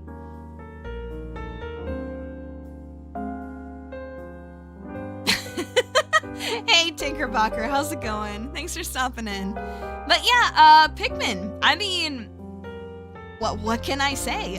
If you guys don't know that about me already, probably like one of my favorite game series of all time. I've got so much Pikmin merch, including some new stuff I just got. So we're probably going to be doing a short little unboxing stream of that in the near future once my new webcam comes in, which I'm very excited about. But yeah, I love the Pikmin series. I have been a huge Pikmin fan pretty much since it came out, since the original game came out. God, like early 2000s, man. It just immediately stuck, and I have been a huge fan ever since. And I know a lot of people like don't like the changes that were made in 4, but I think even outside of making it like more accessible to like new people, even outside making it more accessible to new people, I don't know, I just thought they were really fun changes. I mean, how can you not love Ochi? How do you not love Ochi? He's so cute. Hand stream? Joke's on you, I wear gloves. How about the gummies? I do want to get those sometime. I do want to get my hands on those sometime. I think the main thing right now that I'm trying to justify is like making a big enough order to justify the high shipping cost. Because otherwise it's just like, oh my god, that shipping is expensive. You don't know Ochi? It's the dog. He's a little doggo. He's just a cute little guy. But yeah, anyway, Pikmin 4 added dogs. So so that's already a fantastic change. Pikminless, I don't think that's even possible. I don't think it is. Because I know you can upgrade Ochi to where he can pretty much bring back almost anything by himself. But it takes a while to get to that point. And you do have to, you know, rescue people and stuff like that to be able to get to that point. So I think Pikmin 4 is like the only game that you could even potentially do that. You know what? I'm gonna do some research. I'm curious now if that actually can be done. I kind of don't think it can, mostly because at the very beginning, I think there is a particular like piece of treasure that you have to have. You know, you have to have Pikmin 4. Beyond that, though, you might be able to. I'm curious now. You got me curious about that. But yeah, no, I love Pikmin. I love Pikmin. It is easily one of my favorite game series of all time. Like, and it's not even close. So yeah, if you like Pikmin, stick around. I'll find more excuses to play more Pikmin sometime. I mean, we've already got what? 3 different Pikmin entries on this list already, so yeah. And that's just from the last year. Alright, next one. Rain World. Rain World. I need to get back into that. I know I do. I'm probably gonna have to start over again, because I think it's been long enough that I've probably forgotten what I was doing, which is unfortunate for me, but oh well. It's just what happens sometimes. The plague of having too many games to play, right? But yeah, I do definitely need to get back into Rain World. Rain World is a pretty cool game. It's pretty cool. It's very tough for sure. As far as like going in as a new player, trying to figure out what the hell you're doing. Definitely difficult for sure. But I don't know. I mean, it was one of those things where it was actually, I think I might put this in like the painful yet satisfying tier, because like trying to figure out how to get through some of those areas was indeed very, very tough and very, very painful. But once I did, it was just like, yeah, that's the shit, you know? It's good. It's good. And I do like those kinds of challenges. I will say that I wouldn't really consider this like a flat, like, you know, S to C tier list. I wouldn't really consider it like that. I'd more consider it like a, I don't know. I'd consider like all these here to be good. It's more just, you know, how much has it spilled over into my personal time. And then this is just, you know, it's a different kind of pretty good, I would say. Because I will level with you. I'm not really into playing games that I don't think I'm gonna enjoy. So I went into all of these, at least, you know, being interested, right? Or thinking that they could be fun. All these nuts. And, yeah, I mean, hell, even Yep tier, I mean, I wouldn't even say that they're, like, bad games, I guess. I mean, I guess I would say, like, Civ 2 is kind of bad. Just because that was just the way that it was run, though. That wasn't the game itself's fault. So it's just, you know, just not as good as, like, other stuff that I played, or, you know, at least wouldn't consider playing again anytime soon. So, I hope that makes more sense. But yeah, I would definitely put this in the painful but satisfying tier, because it definitely is hard to figure out what exactly you're supposed to do. I do like that it doesn't really hold your hand too much, but at the same time, I feel like I feel like having some kind of directional help might be nice. But yeah, I mean, that's something that I would eventually figure out. I don't think that's a bad thing. All right. Next, Shishingo. Shishingo is pretty good. It's pretty good. I know I've mentioned before that I would really like to, you know, eventually learn Japanese one of these days. And at least as just like a little starter thing, just to kind of like familiarize myself with some of the vocabulary and stuff like that. Shishingo was a lot of fun. It was a lot of fun. It was a very fun experience. I definitely did enjoy that quite a bit, actually. Make the map as random. Is it? Is it? Interesting. Okay, well that would make more sense. Why there's no real, like, directional help there. That does make a lot more sense. I still stick by where I put it, though. But yeah, Shishingo is a very, very cute little experience, I think. I don't think you're gonna get into, like, very high tier Japanese knowledge with it, but especially if you're just starting out.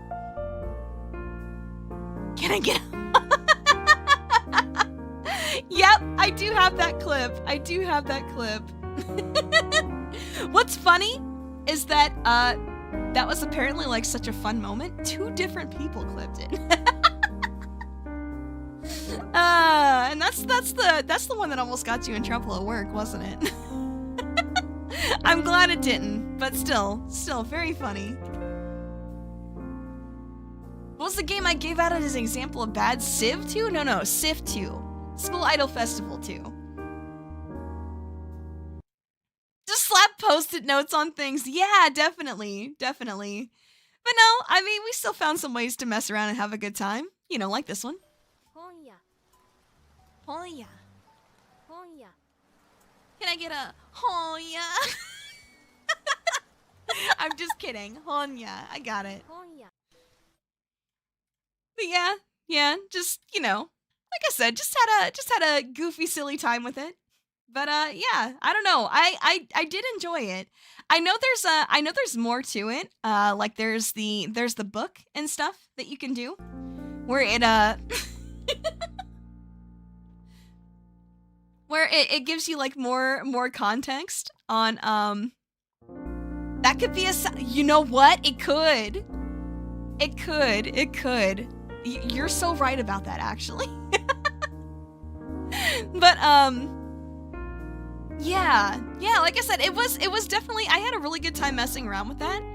And I don't know, I think when it comes to learning stuff, like committing things visually to memory usually works pretty well for me.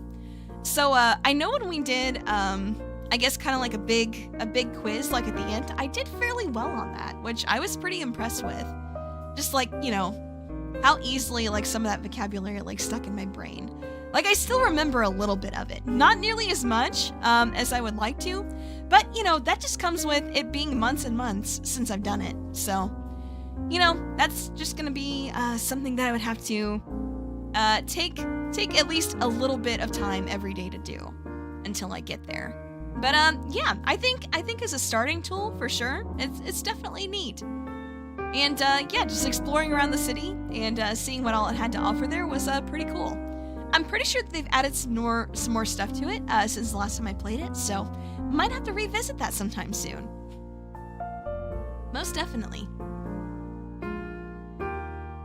Good for vocabulary. Yeah, it seemed like it is. It really seemed like it is.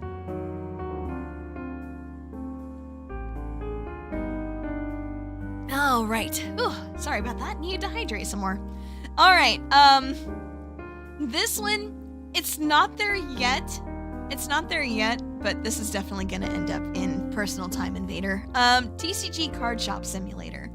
I did play a little bit of it in like just a very, very chill stream a few months ago. Where it's like, you know, I'm kind of under the weather. I don't want to do too much, but I do want to do something. So yeah, that's kind of what I went for.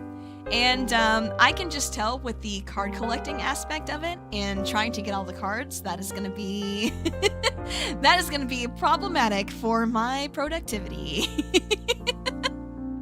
Which I guess is a good thing, right? I mean, it means it's enjoyable. But then again, There's just so many cards to collect, all the different rarities and stuff, and that's gonna be, yeah, it's gonna be a lot. It's gonna be a lot. I could definitely see it as a, you know, another good game to, you know, play on stream to just chill and you know, chat with people. I feel like those streams are some of the best ones where it's a just chatting in disguise, you know. Random reminder that what now? Mariachi, what are you doing? That's not fair. That's not fair.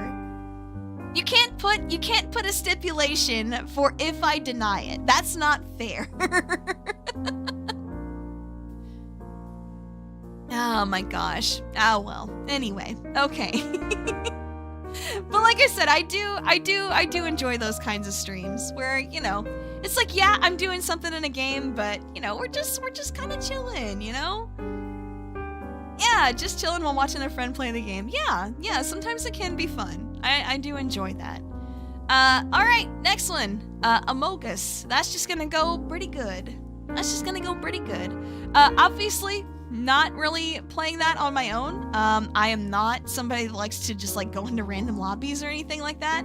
But I have been enjoying it, whether it's on, you know, collabs or just, you know, community game nights and stuff like that. And, yeah, like I said, I've definitely been enjoying it in that context. It's, God, I mean, it's something that I enjoyed playing at least off and on, even before I started streaming. So, you know. And I don't know, it's always just fun to see, you know, different people's like personalities and things like that at work. So I have definitely been enjoying it in that context. I do think it's very fun. Let's see. I actually had a pretty good clip from one of the previous times that I played it. Yeah, here we go. Okay, I found it. All right, here we go. Give me just a second here. Let me get this up. I did not mean to close out that tab before. Okay, let's go ahead and bring it back. Here we go. All right, here we go. Oh my gosh, come on! Play the damn clip! I don't want to get murdered or... Okay, I'll stay over here. Oh god, the door's shut. That's terrifying. Yep. Oh no. Okay. Alright. Okay, cool, we're good. Yep. There we go. I don't have anything in medical. Hi, Lentil. Ah! Okay. Yep, pretty much. Just, yep. But yeah, I mean, you know, it's Among Us. It's Among Us. What do you expect, right? What do you even expect? That's just what you get with Among Us. But no, like I said, especially like playing with new people, it does, you know, it is very fun just seeing people's different personalities at work. And I think that's one of the aspects that I enjoy about games like that the most. Is the bird scream for me? I mean, what else would you expect from me, honestly? What else would you expect? All right, next on the list we have Dredge. Okay, so for those that don't know what Dredge is, it is one part fishing game, one part horror game. Yeah, so it's like basically you're a fisher in this new town, right? Trying to start life over again, I guess. And unfortunately for you, the waters outside the village and in that area are infested with eldritch abominations. So yeah, that's totally great. That's totally awesome. But yeah, it's pretty cool so far. I know this was pretty early on when I was wanting to try to really try to get into playing horror stuff more often. Just to kind of get used to it. But I was a big chicken. I was not a raven during that stream. I was a chicken. Because I did not, I tried to avoid being out at night all that much. I did go out sometimes, especially since I needed to catch like some of the more eldritch fish and stuff like that. But yeah, I know there's a lot more out there to see and explore. I just gotta, you know, get up the courage to be like, all right, you know what? I'm gonna do it. So, yeah, we'll see how that goes in the near future. I'll get there eventually. All right, yeah, okay. So, next one's Hollow Parade. Hollow Parade has invaded my personal time a little bit. I would definitely put it like more towards like the end of like the personal time invader tier for sure. But it's like, I don't know if anybody has played like Battle Cats, but it's kind of like that. It is a cute game, yes. It is basically you and your opponent are trying to, you know, send armies over to like destroy their bases, like to destroy each other's base. That's basically how it works. It's all 2D. It's all on a straight line back and forth. Oh, Age of War, is that another game that's like that, or is that like the original one? Because I've only played Battle Cats, so that is my frame of reference. But yeah, it's pretty simplistic, like the way it works. You have to build up whatever team you think is going to work best for the different area that you're in and things like that. So there's definitely a lot. There's definitely a lot of like different team building stuff that you can go with. But yeah, it's pretty fun. It's pretty fun. It's definitely not very complex in any way. Pretty easy to just pick up and put down anytime you want to. So I do think that kind of adds to its draw a little bit, if that makes sense. But yeah, definitely has invaded a little bit of my personal time here and there, and I could see it invading a little bit more. So, yeah, definitely looking forward to playing more of that in the future. I do like the way that they add events to it, and they kind of just stay there.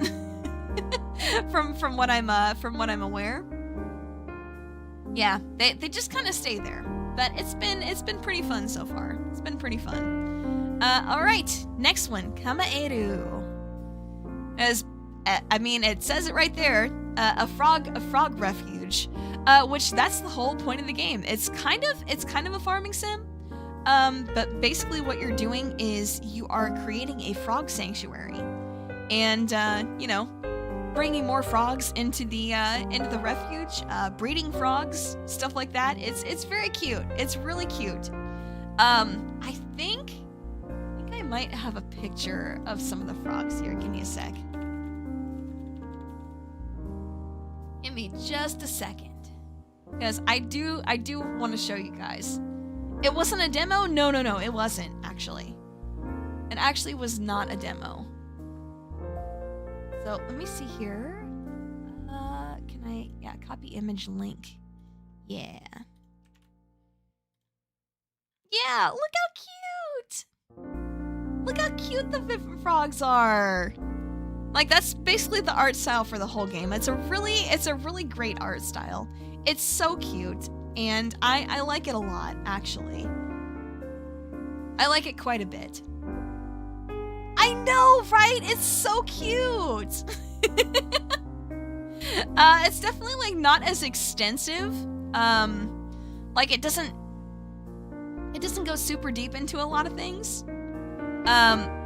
The way that you would expect with some farm sims, but it's definitely, you know, it's definitely satisfying enough. Like, there's enough there to justify checking it out if, you know, you just want to chill out with some really cute little frogs. I definitely think it's worth it.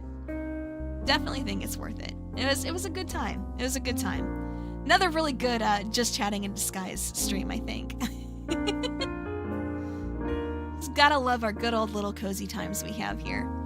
All right, next one, Rising Dusk. Yep, that one is also going into the pretty good tier. That one is actually a really interesting game, I think, because it is a platformer, right? It is a platformer, but I think the main thing that I thought was really interesting about it is it's like an anti-collector game. where you're not supposed to collect coins.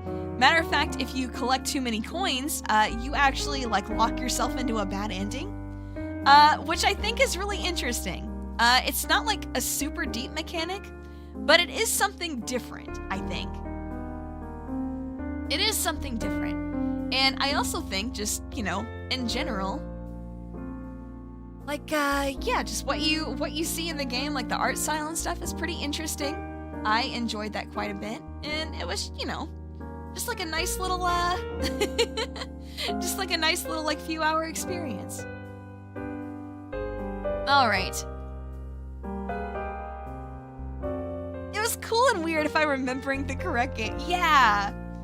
Why do you see a giant foot? Oh yeah, that's one of the bosses, actually. One of the bosses is a giant foot. Yep. You're not seeing that wrong. You're not seeing that wrong. Yeah, it was definitely a very odd game for sure. I think this is the clip I wanted to show for it. Let me see real quick. I want to make sure. Just want to make sure. Okay. Yep. But okay. Yeah, so it is this one. All right, let's go ahead and show that then real quick. Roll that beautiful bean footage. All right, here we go. Seems like it helps the people at the temple though, so I'm gonna take it. What? That meow. Hold on. Yeah, it's right at the beginning. Ready? Seems like it helps the people at the temple though, so I'm gonna take it. What? That meow. Hold on. I was not expecting it to sound like that. Oh my god. Okay. Seems like it helps the people at the temple though, so I'm gonna take it. What? Meow. Just what the heck, man. But yeah, I don't know. Like, there's definitely a lot more weird stuff in the game than that, but I just think that the just interesting little touches here and there they put in that was, yeah, it was a lot of fun. It was a lot of fun. Maybe this was before you found the channel. Maybe. Let's see. 10 months ago? That would have been... That'd have been what? March? February, March? Sounds normal to you? What kind of cats are you hearing then?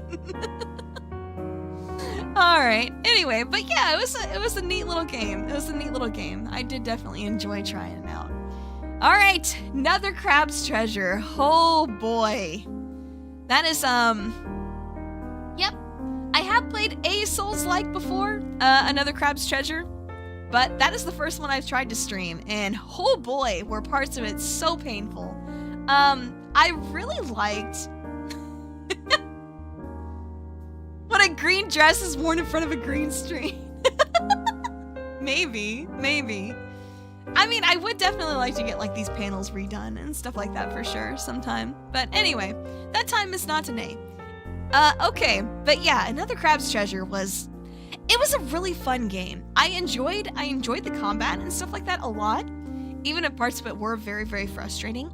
I think the part of it that frustrated me the most was just how janky the platforming aspect was. Like, it was definitely built around combat, and I think they did that well, but I think the platforming sections that they added in were a little bit too janky to really go super well. And I think that was my main point of frustration with the game, I think. That's not to say it's bad, because I did still overall enjoy my time with it. Especially, like, I mean, beating the game felt amazing when I finally got there. But yeah, just getting to that point, and I think the stream before I beat the game, there was just a really, really big platforming section that turned out I didn't even actually need to do. And I think it was... I think that was easily the part that, like, was the most painful, frustrated me the most. To be fair, it was crab movement. Yeah, sure. But I think that just the janky little stuff, like getting stuck on the environment. Like if there's a rock that's misshapen a bit in your path, you're gonna get stuck on it. Like, probably half the time. And I don't think that's a good thing. I think it really takes away from the experience as a whole. Do I still think it's a fun game? Yes. Do I still think it's worth checking out if you like Souls-likes? Yes, I do. For experienced Souls-likes players, probably gonna be a little bit too easy for you, I'd say. I would like to do another run-through sometime of just, well, cause there's a mode, right? Where you can give Krill a gun? Instead of having your normal weapon, you just have a gun, and it one-shots everything. So I do think that could be fun as like a victory lap kind of thing. I haven't done it yet. I'm still deciding if I actually want to do it, but it was it was definitely something that I was looking at. Definitely something I was looking at. Let's see. Did I have a clip for this? I can't remember if I did. I think there was one where it was like, yeah, I think there was one where I just kept getting knocked off by the same enemy over and over again, and I was getting frustrated. Let's see. I think it was this one. Actually. I'm just making sure.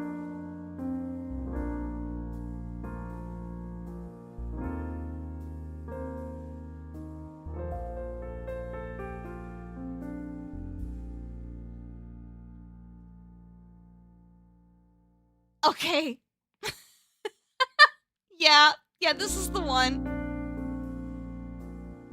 This is the one I was thinking of. All right. Okie dokie. Let me go ahead and pop this over here real quick. Hey guys, how's it going, Deucits? Good to see ya. Oh god, let me do this instead. Okay. All right. Yeah, it was this clip. Stuff like this, especially towards the end of the game, really started just happening a lot, and it was very frustrating, but you'll see what I mean. Alright, so like, I handled this enemy just fine. He was pretty easy. It's Get out just of here. No! As I killed him, he pushed me off the edge. And I don't think that should be allowed. I can't believe he was allowed to do that. Well, I don't agree with that one. But I do think it was a pretty Like, good. what the hell, man? Skill issue. It kept happening though. It kept happening. But that's another thing too, is that like you guys. Rude. All of you rude. Anyway, but no, I think it was a good test of my patience, and I think it was really good for showing people that when I say I'm not one to rage about games, even if I'm having a hard time with it, I just don't rage about games. And I'm not going to, especially on stream. I am never going to stream something that I think is going to, you know, make me actually rage. And I was very true to my word, and I'm pretty proud of that. Because, yes, exactly, Flocky, exactly. That whole zone was really, really frustrating. It was just platforming jank after platforming jank, and it's like, bro, please. Krill issue. Mutes and shouts expletives. Nah. I think I'm more likely to like laugh at something and just be like, "Are you fucking kidding me?" Which I think is exactly what I did. I think is exactly what I did in some of those sections. But yeah, no, it was a good game. I really did enjoy my time with it overall. Just boy, that last section, and just like how not particularly well the platforming worked. It did make it a little frustrating, but man, beating it was so satisfying. Me, I guess. Hi, nice to see ya. Good to see ya. Hope you're having a good day today. All right, content warning. Content warning is also pretty good. If you don't rage, you start crying. That seems like a skill issue too there. Just to be fair. Sonic Adventure 2. Yeah, definitely. Sonic Adventure 2 is probably one of my favorites, but I definitely understand that issue. I completely understand. All right. So content warning. I would kind of call it a Lethal Company like, except your main goal in that is to like record footage of monsters, get out alive, and then like upload it to like the game's version of like YouTube and go viral, which is a fun concept. It is a fun concept. Do I think it's quite as clippable as Lethal Company? I do not. I don't. I did have a good time playing it though. Just I don't know, just all the silly stuff that you could get up to, like recording the monsters and things like that with everybody. It is definitely a fun game to play. As long as you got a good group with you, right? Which I know some people do. But yeah, it was fun. It was fun. It was a fun game. I would definitely be interested in maybe getting a group together again sometime and giving it another go. Yeah, I do think I enjoy Lethal a little bit more. But it is still a good game. And oh yeah. Speaking of, like my friend Hikaru, like he does his own like original music, and he actually recorded a music video for one of his songs inside Content Warning. So I thought that was really, really cool. If you haven't seen it yet, I'll have to post a link to that in the Discord server later. Not right now though. We gotta finish this for right now. All right. Yu-Gi-Oh! Master Duel. Hell yeah. Okay. So I'm gonna just go ahead and slap that in personal time, Invader, because yep. I may not be like super into it, but I do still go back and play it just in my off time every now and then. I'm bad at the game, so don't even ask.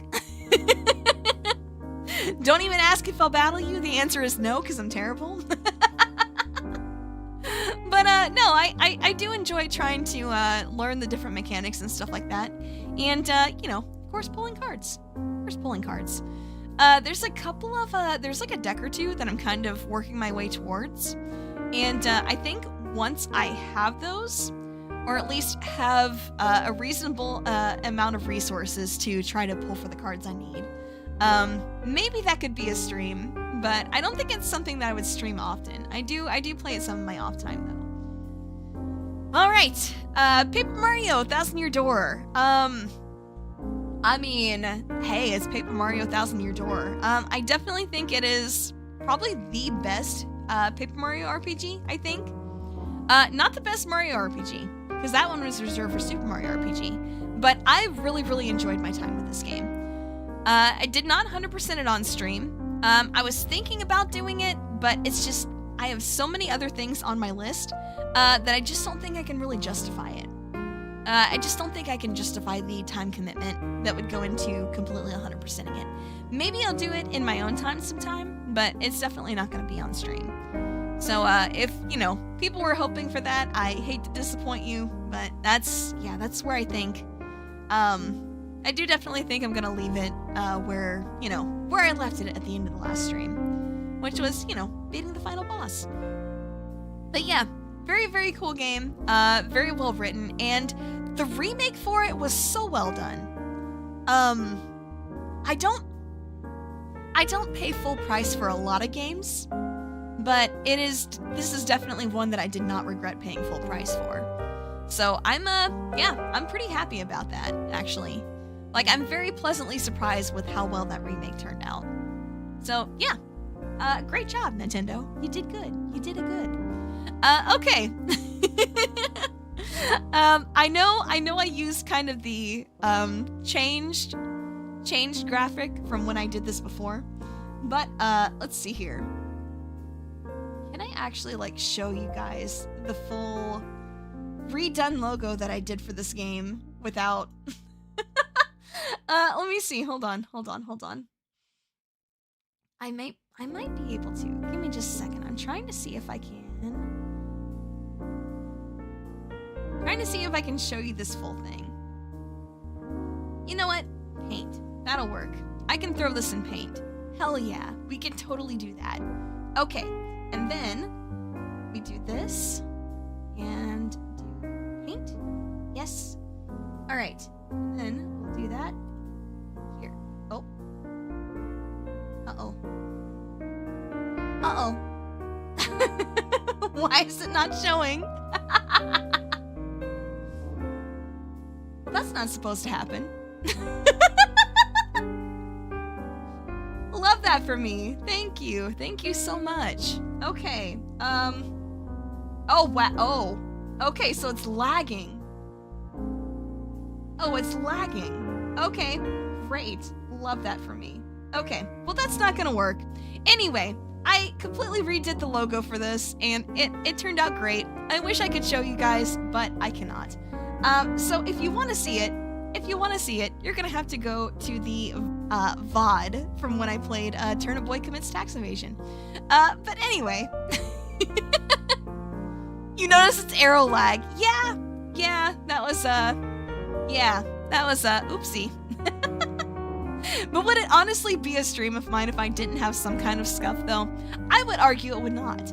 But anyway, yeah, Turnip Boy Commits Tax Evasion is great. It has started to invade my personal time because once you beat the main game, there is a roguelike mode.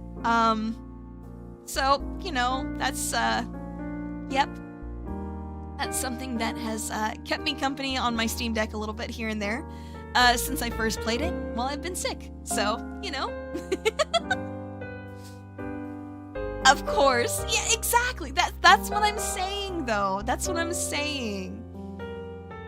Alright. But anyway, yeah. The combat in this is very bare bones, but I'm still having a lot of fun with the roguelike mode. It is definitely a good time. Just a very casual good time. Alright, next one. I wish I could put this higher, but I guess with the way I put my tiers here, I guess it's kind of not going to happen. But yeah, it's a mod to Mario 64. It's a ROM hack, actually. It's called Shotgun Mario 64. And boy, that was a super chaotic stream. I loved that one, honestly. I don't think I could have possibly had a better idea for April Fools if I tried. It was so good. It was a really good time. Definitely quite a few clippable moments from it. But this is the one that we're going with here. So let's go ahead and take a look real quick. Basically, all it is you are playing Mario 64, except Mario has a shotgun. And it's just as chaotic as it sounds. Alright, let's go ahead and take a look, shall we?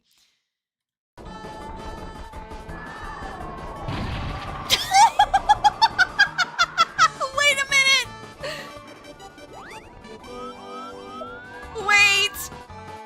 Wait, I don't think that's supposed to... So I completely broke the race. Because instead of winning the race legit, I just shot him and knocked him off the bridge. But yeah, so that's, you know, that's the kind of silliness you can expect from that game. I have said it before, and I will say it again. I would like to at least try to speedrun it sometime. Because with the shotgun, you don't even have to, like, BLJ through the doors. The only one that you have to, like, backwards long jump up is the stairs. Cause you can just blast the doors off. Like, you could just blast through the doors. You could just kill the doors. And then, just, you know, backwards long jump up the stairs, and then you do the very last level. Like, speed runs of this are, like, a minute long at top level. So, I do wonder if I could actually just, like, learn it properly, you know? So, I'm very curious if I could. That is something I would like to try. Maybe I will try sometime this year. Maybe. Like, if I could find a decent tutorial on how to backwards long jump, I think I'd be in there, you know? But yeah, that's one thing I don't know how to do, and I would have to learn how to do it to, you know, reasonably have a shot at giving that a try. That's about the only thing really stopping me. So, if anybody if anybody has ever speedrun that or is interested in speedrunning and has any kind of resource on that, please pass it over, please. All right, but yeah, fantastic ROM hack. I had so much fun with that. Okay, next one. Golf with your friends. Golf with your friends is fantastic. It's a great game. I whether it's for like community night or collabs or anything like that, I've had nothing but a good time playing golf with your friends, honestly. Yes, even with Nave trying to troll me. Oh my gosh. I think you just enjoy being a menace, which, you know what? I respect it. But yeah, like I said, you know, I wouldn't say I'm particularly good at golf with your friends, but I did have a really good time with it. And like I said, I mean, it's still on the list for, you know, things like community nights and stuff like that. So, you know, hey, again, that sounds like you're up your alley. I would encourage, you know, anybody over 18 to join the Discord server. Maybe get involved. Be great to have you. Anyway, all right, next on the list, Just Crow Things. Yes, indeed. Yes, this one is also fantastic. A very, very kind of, it's one part chill game, one part chaotic game. You're playing as, you know, what else? A crow. Just, you know, going around and, either stealing stuff or, I guess kind of pranking people. You know, just giving civilization hell, basically. And, I don't know, it's a lot of fun. It's been a really good time. Let's see, I think I do have another clip for this, but I gotta make sure I got the right one. So this one's definitely a good one. What is this one? Just Grow Things, you know. Which, I'm pretty proud of how I edited that logo for that game also. I'm pretty proud of that one. You'd never cause such chaos? Oh, I don't know about that one.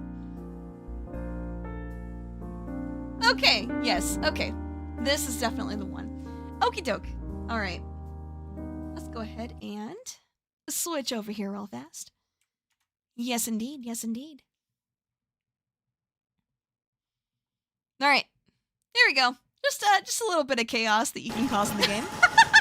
Nice! I can ruin that! That's awesome! That's so good! I will be providing no context for that. Wait! Where did I go? Where am I? Oh my god! A little bit of enjoyable jank in here. What happened? Of course I'm breaking stuff. Well, yes, of course! What else would you expect? What the hell happened, bro? Oh my god! Oh my gosh. Okay, I think we caused enough chaos here for one day. Let's Nice! I can ruin that. That's awesome. Yeah. The exact part that you were thinking of. Nice. So you played this too. Okay, well that's great. That's awesome. But yeah, no, Just Crow Things was a very, very fun game. It was very, very fun. It only took me about 2 streams to finish it, but hey, I mean, like I said, there's plenty to do there. I had a great time with it, and you know, that's that's the most important part, right?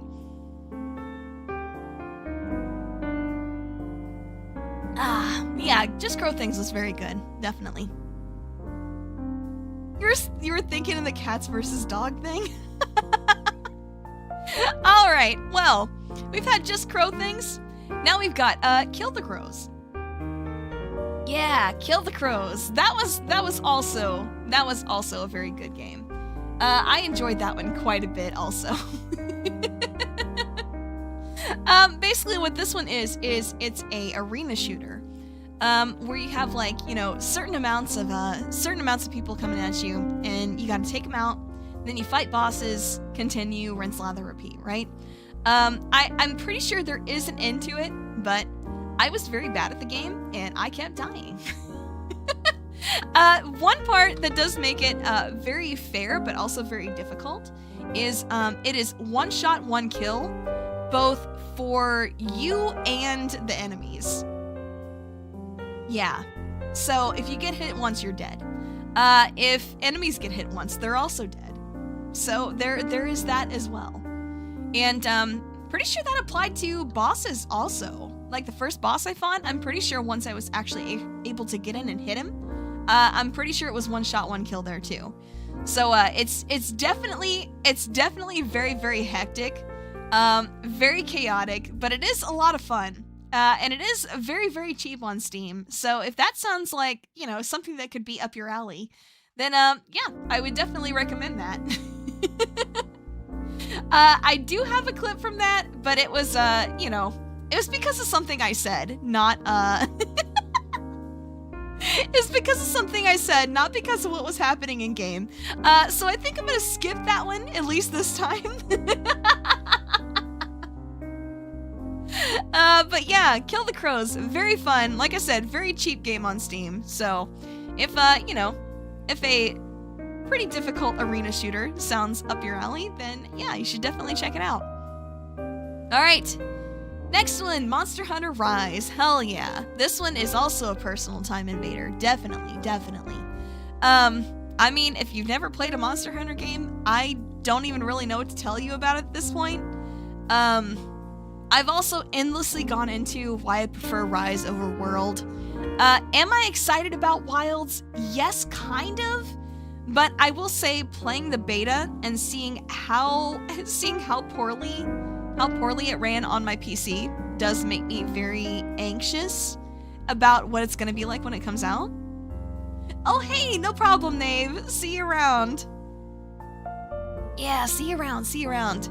Yeah, like I said, I'm kind of excited about it, but at the same time, it's just, it ran so badly, and I really got burned by another Capcom game, from this past year, and it's just, ugh.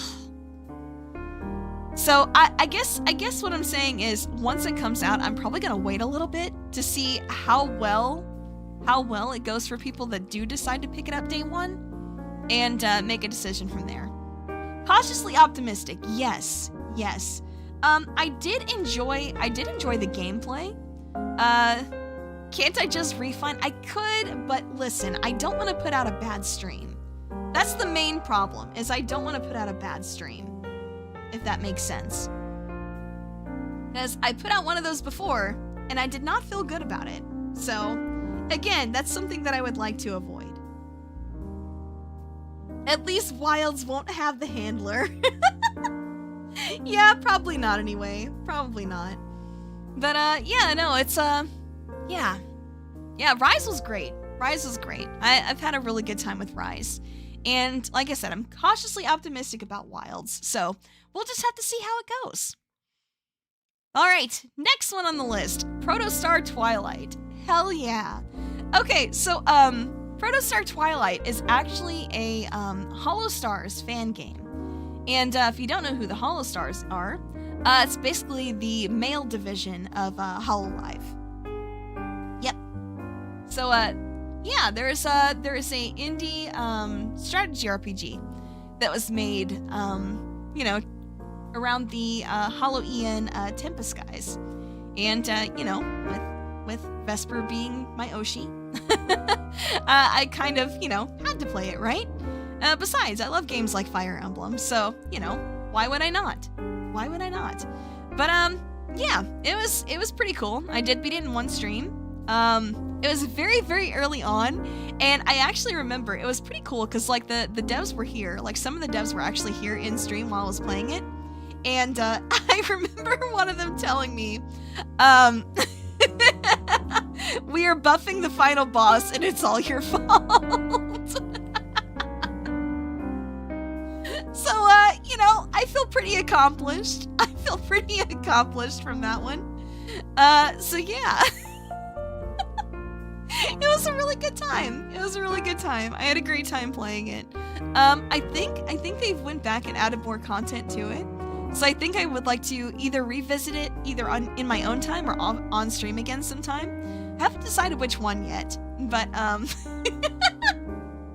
like I said, I do feel definitely pretty accomplished with that. And I don't know, I really just appreciate the amount of love for the Tempest guys that they, you know, that they really like put into the game. Like it really shows through, especially like with their like crit animations, quotes, things like that. It's pretty fun. It's pretty fun. Like case in point, I do have one right here. So let's go ahead and take a look at it, shall we? All right. Yeah, here we go. Why do you want to bite my ass? All right, I gotta turn this one up. It's a little bit too low. A little too low. Yeah, okay. So if you don't hear it this time, let me know and I will tell you what it says. Why do you want to bite my ass?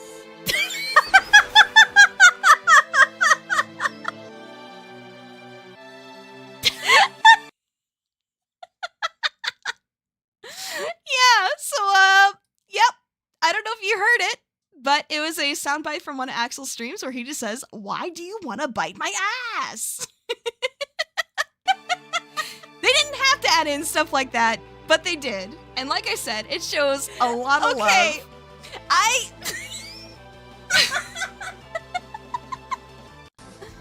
But yeah, just dealing with all this final boss stuff, you get this random crit quote, and I just died. I was just dead. YouTube Automod. Oh no.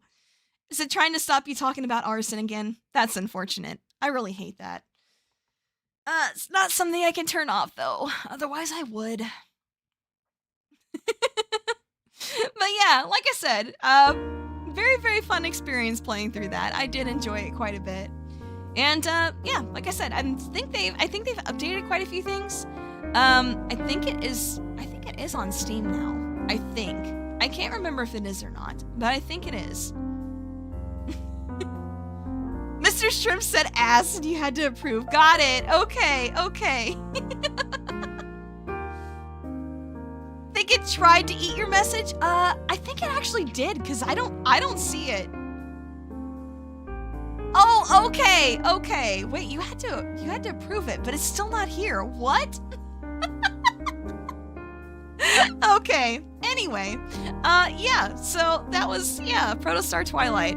Like I said, it's a very it's a pretty short little you know, like Fire Emblem like. So if that is up your alley at all, and you know, you like games like that, you like Tempest, definitely should give it a try. But yeah, I'm looking through my chat and I don't see that message at all. So that's interesting. Interesting. You do see it, you think? Wait, what? I'm so confused right now. Okay. Anyway, YouTube being YouTube. Putting that aside. Okay. All right. So next on the list, that's yep. Good old Project Zomboid. Man, I have been, to put it mildly, enjoying the heck out of Project Zomboid. I know Build 42 is out. I know I haven't streamed it yet. I do want to. I do definitely want to. I want to do that soon. So I don't really have the chance to get like spoiled on stuff.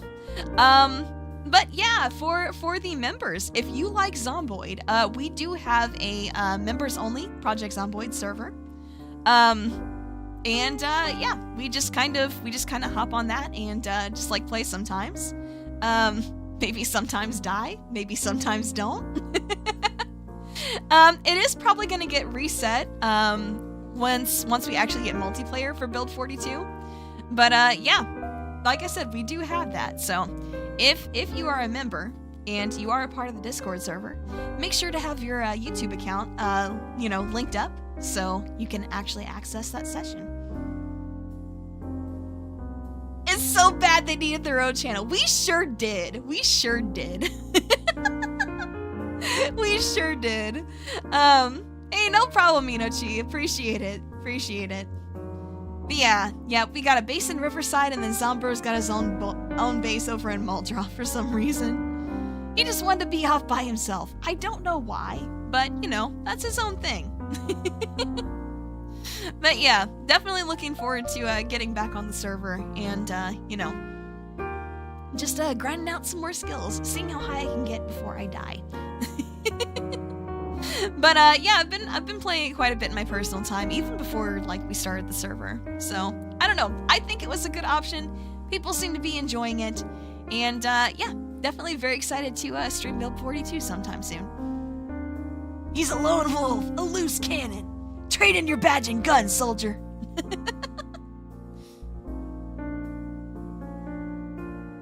You'll test in my own time? No, I think I'd probably do it on stream. I think discovering stuff on stream would be more fun. I think that would be more fun to watch too. Like there's a few little things like clips and things like that I've seen from people playing it or people talking about where they were playing it and stuff that they've discovered. So I'm just like, oh boy, this sounds like a lot. But I've still stayed relatively unspoiled, so I would like to definitely keep that going. But yeah, it's definitely a life ruiner, especially if you know, get as into it as I have. But all right, next game on the list, Hat in Time. Good old Hat in Time. I mean, it's a really cool 3D platformer. I had a great time playing it. Have completely beaten it along with the DLCs. So yeah, I'm pretty much done with it. I didn't 100% it. I guess I could do that sometime, but no, it was really good. Definitely very well made. I really appreciated the game a lot. Yep.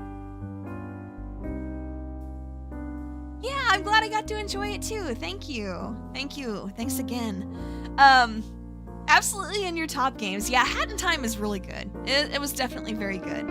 I mean, of course, then again, with how much I enjoy, you know, games like Mario 64 and things like that, I think it should come as no surprise at all that I really enjoyed A Hat in Time. But yeah, it was really good. It was really good. I had a great time with it. It was the first game that you watched me playing. Oh yeah, that was around that time, wasn't it? But yeah, like I said, Hat in Time was a lot of fun. There was definitely, you know, fair bit of challenge to some parts of it, and I really do appreciate that. But you know, just the overall stuff, it was pretty easy. It was pretty easy. Like, it was easy to just kind of just jump into, have some fun with, and then, you know, drop again whenever it was time to. But yeah, it was definitely a very, very good one.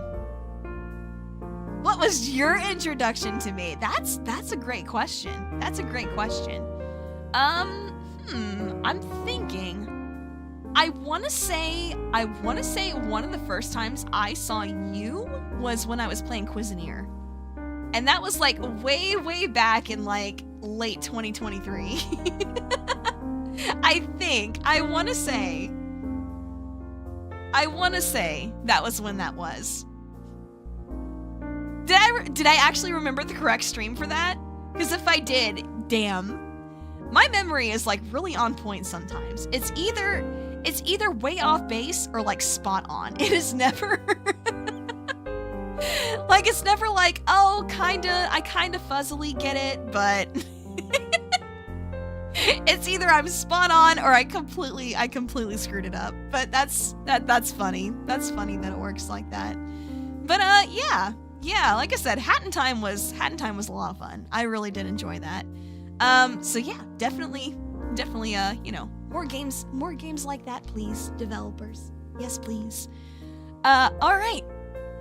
Speaking of more games like this, please. Ship of Fools was also fantastic. I actually, last time I played it with Blue a few weeks ago, we actually beat what is called the final boss of that, I guess. Yeah, like, overall runs are pretty short, but there's a whole lot of, you know, variation and like different like chaotic stuff that can happen during that, which, you know, has been has been great to experience. Just all the different like builds and things like that you can do. It's a lot of fun. Okay, so for people that don't know what Ship of Fools is, it is of course, it's a roguelike. Or roguelite, I would say, because you can upgrade in between runs to make runs easier. So it is a roguelite, where it is a 2-player one, where you are on a boat, basically steering and defending a boat together in the, chaotic seas filled with eldritch horrors. So yeah, it's a very, very fun game. It's been a collab series that I've been doing with my friend Blue Bear, and it's been a lot of fun. Let me just show you some of the goofy stuff that can happen in this game, because it is it is something, all right. Okay, she's very quiet, so I'm gonna turn this up some. The broken build where we were almost one-shotting bosses. Yeah, that was a good one too. But I really wanted to show this one for sure. I'm gonna use them. Yeah, might as well just go ahead and heal. I loaded into the cannon. You what? Because I was standing right next to it, and I pressed use. Wait, how? Wait, how? I don't know how. In the cannon now. Oh my god. Oh my gosh, we're gonna die. I should have moved to here. It's okay. You could not have known that was gonna happen. Oh my god, that's hilarious. What? Because it said use. I thought it was standing right here, and I pressed it. Oh my god.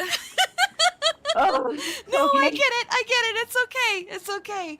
Oh my gosh. Does shooting wood planks sound appealing? All It right. does not. And we don't get the trinket, damn it. Oh my god. All right, here we go. We die. I'm gonna use them. So, yeah, just explaining what happened there a little bit. Once your boat takes damage, you can use, wood planks. You have to, stand over one of the holes, and there's a button to use, right? But since she was a little bit too close to the cannon, for some reason, you can load that into the cannon, and that's what she did by accident. And that was one of the most unexpected, funniest damn things I have ever had happen to me in a game. So, I really respect the hell out of that. And then, of course, we have, like people were talking about, just our crazy build from the last time that we were playing. Basically, we got on a really good run, had a ton of, attack speed, and, yeah, this is kind of how it went. This is the final boss, by the way. Oh, there's his bar right down here. Yeah, I'll let you shoot on that side, and if he comes over here, I'd nail him. Yeah. Oh my gosh. Oh, you just got it. I'm pretty sure that's illegal to shoot that fast. Here, let me load yours real quick. There we go. All right, here we go. He's back. I think this is the bar that really just...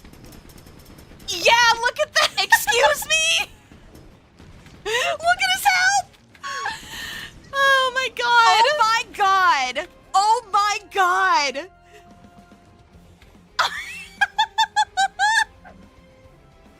All right. These guys are literally going to be having that way too much, man. Look at this. Oh, Yep, you don't even shut need me. up. Shut up. That is insane. Yeah, that's the entire three bar boss fight. Oh, wow. I was gonna say, what's happening there? Scared me for a second. Okay, anyway, but yeah, that is Ship of Fools. Very fun game. I've really been enjoying playing that with her quite a bit. There's still some more to do in that game, so we're definitely going back to it sometime. If the devs would have been watching, we buffed the final boss and it's all your fault. Yeah, I think I actually have that quote from the Protostar Twilight devs in I think I have that pinned somewhere in the Discord server. I can't remember where, but it was a very, very proud moment for me. What can I say? All right. Okay. All right. Now we got Mark of the Deep. Mark of the Deep was really, really special for me because that was actually my first ever sponsored stream. And that was super, super cool. I actually got a beta invite from the developers there to try that on stream. So we did it. I will definitely say at the time that I did it, it was it definitely needed a bit more work, but it had a really, really good foundation to it, I think. So I'm definitely interested to see, where it goes. It's like let's see, try to explain it well. Basically, like you're a pirate, and like your crew, like your ship got, taken away and sunk, and you're actually, I do believe you're in like an eldritch temple underwater. Yeah, it's kind of like a Metroidvania. Like if I had to describe how it plays, there's like some parts of combat that feels like almost vaguely Souls-like. But it is like a 3D Metroidvania, I would say, is the best way to explain it. But yeah, it's definitely had some more time in the oven since then. I'm very curious to see how exactly, it shapes up. But yeah, from what I was seeing at the time, I did enjoy my time with it. So we'll definitely have to check it out again sometime. Isometric hack and slash? I wouldn't really. I suppose so. I would say that there are some parts of the combat that are definitely meant to be kind of Souls-like, though. But again, I think that is also a result of it, needing a bit more time in the oven to cook. Which they are taking the time to do, which I really, like I said, I'm excited. I'm excited to see how it ends up shaping up for the final product. But yeah, it was a good time. Definitely recommend, people keep an eye on it. But all right. Next one on the list. Sorry We're Closed. I wouldn't call it a personal time invader because I don't see myself playing it again outside of streaming it. I would like to stream it again sometime to get the other ending because the one that we got, letting chat pick for me as they do. We kind of got the bad ending for it, so it's we're gonna have to run that back and get a better one for sure. I think if I wanted to do like one really long stream sometime, I could probably knock that out in one stream. I think. I'm not sure, but I think. But yeah, it was it's there that you knew how good my aim is. Listen, this is not the one. That's this one where I had the really good aim moments, honestly. But no, Sorry We're Closed is a very cool game. I would say it's like, I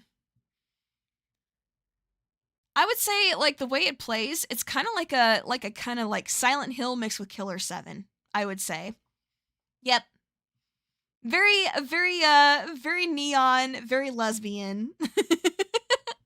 It's a fun game. But yeah, I'd say if you had to, like mix two kinds of games together, it would definitely be like Silent Hill and Killer 7.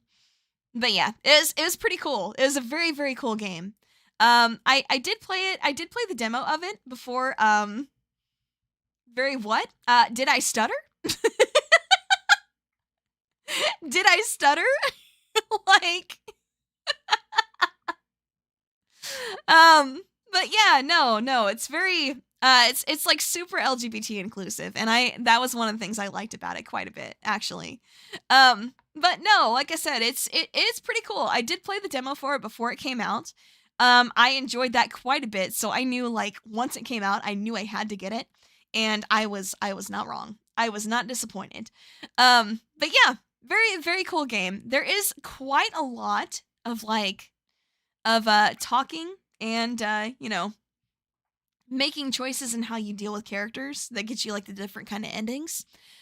So if you're just wanting to like get to the combat and things like that, you are gonna have to go through some of that. But if that is something that you can, put up with, like I do feel like the talking portions are like very slow paced, but I think especially once you get towards the end, like the choices that you make in getting involved with those different characters is it definitely made it very worth it. It made it very, very worth it. It just made like the later moments in the game just that much more, just that much more impactful, and I really like that a lot. So yeah, definitely that one is like, this is a super strong recommend from me, honestly. It's a very good game. It is a very, very good one. Like, if you like any kind of any kind of like horror at all, yeah, I would definitely recommend checking it out. Would I say that it's a particularly scary game? Not really. There were definitely some parts where I was kind of like creeped out, or just like, oh god, what the hell is that? Or just, oh geez, I'm really dreading having to go through this part. But it wasn't anything I couldn't handle. So if, even me being kind of baby with horror can handle it, I'm pretty sure most people could. But yeah, it was great. It was a very good one. It was a good one. Yeah, good morning to you too, Lum. All right. Next one. Yeah, Vampire Survivors. I mean, no surprise. That's going in the Life Ruiner category. I mean, hey, if you've never played Vampire Survivors before, just know it's very, very addictive. It's very addictive. It doesn't seem like a lot on the surface, especially with the, kind of like bare bones style it's in, like the pixel art and things like that. But even that, I feel like it's done really well. But yeah, there's quite a lot of depth to it. So many different characters that you can play as, so many different play styles that you can have, like so many unlocks and upgrades, and oh my gosh, there's so much to do. I know there's like a ton of DLCs and things like that to it also. Some of them have been free. Some of them have been pretty cheap, actually. I think the most expensive one that they have is actually the Castlevania DLC, and that is just because there is so much in it. I know they said before that basically the Castlevania DLC is the size of like the entire base game. So that's how much it added to it. Like, that's how many characters and weapons, and it had like a, of course, like brand new map and stuff like that for it. And yeah, God. And it's such a huge map too. I mean, anybody that's like seen me playing it recently, that is a huge ass map. But no, there's just so many different kinds. Like there's like a Contra collab DLC. There's an Among Us collab DLC. That's not a joke, by the way. That is not a joke. But yeah, it's God. There's just so much to do, so much to discover, so much to unlock. Yeah, Vampire Survivors is great. Vampire Survivors is great. I'm actually very surprised to know that there are some people that like discovered it because of me. Very surprising. Very surprising. But hey, I mean, that's the kind of stuff that I like hearing about. Where it's like, oh, I saw you playing this game. It looked super cool, so I decided to try it out for myself. I love those. Because, I mean, I think that's one of the things that I like most about like playing like indie games or more obscure stuff and things like that, is just, showing people new cool stuff that they might like. I don't know. I enjoy it. I enjoy it a lot. Yeah, Vampire Survivors is free on the App Store. Yes, it is. Yes, it is. You can play it on mobile. So yeah, there's so many different, so many different platforms that you can play it on. Like, it's on Steam. I'm pretty sure it's on Switch. I don't know if it's really on the other consoles, but that's mostly because, that's mostly because I don't really have like a Xbox or a PlayStation right now. So that's, I don't know if they're on there. They might be, but yeah, they're definitely on phones, Steam, Switch. So yeah. If you haven't tried it before, I think there's something in there that could really be special to a lot of people. Hey, Dontavius, good to see you. It's been a while. Hope you enjoyed your holiday as well. We're just taking a look back at all the games that I played over the course of 2024, and yeah, we're just seeing how they matched up. But yeah. Hope you had a great holiday as well. All right. Well, we've really had some of the good, the bad, and the ugly in this list, haven't we? And I hate to say it because I was super excited about it, but yep. I think that is one of the few bad streams I've ever done, and that was just because I just could not get this running any sort of smoothly on my PC, which is pretty beefy, by the way. It really shouldn't have been. It really should not have run so bad on my PC. It should not have. It does deserve its own tier. It really does. Like, if I had a WTF are you doing Capcom tier, actually, you know what? I think I can add one. I think I can add one, right? Hold on. Add a row below. Yeah, okay. Hell yeah. Okay, so let's make that one. Yeah. Let's do that. Actually, no. We need to do like a gray because it needs to be visible. Yeah, there we go. Actually, hold on. Okay, let's actually put both of these in the WTF are you doing tier. Why you? No, not like that. Not like that. But yeah, this is in the WTF are you doing tier. Just God, and even I've still been looking at the store page for Dragon's Dogma 2 pretty frequently. Like, anytime there's an update, I am like obsessively reading through the patch notes to see what they're doing about performance. And the answer so far has been literally nothing. And I hate that. I hate that because I really went into this wanting to love it. I loved Dragon's Dogma 1. I loved the first one.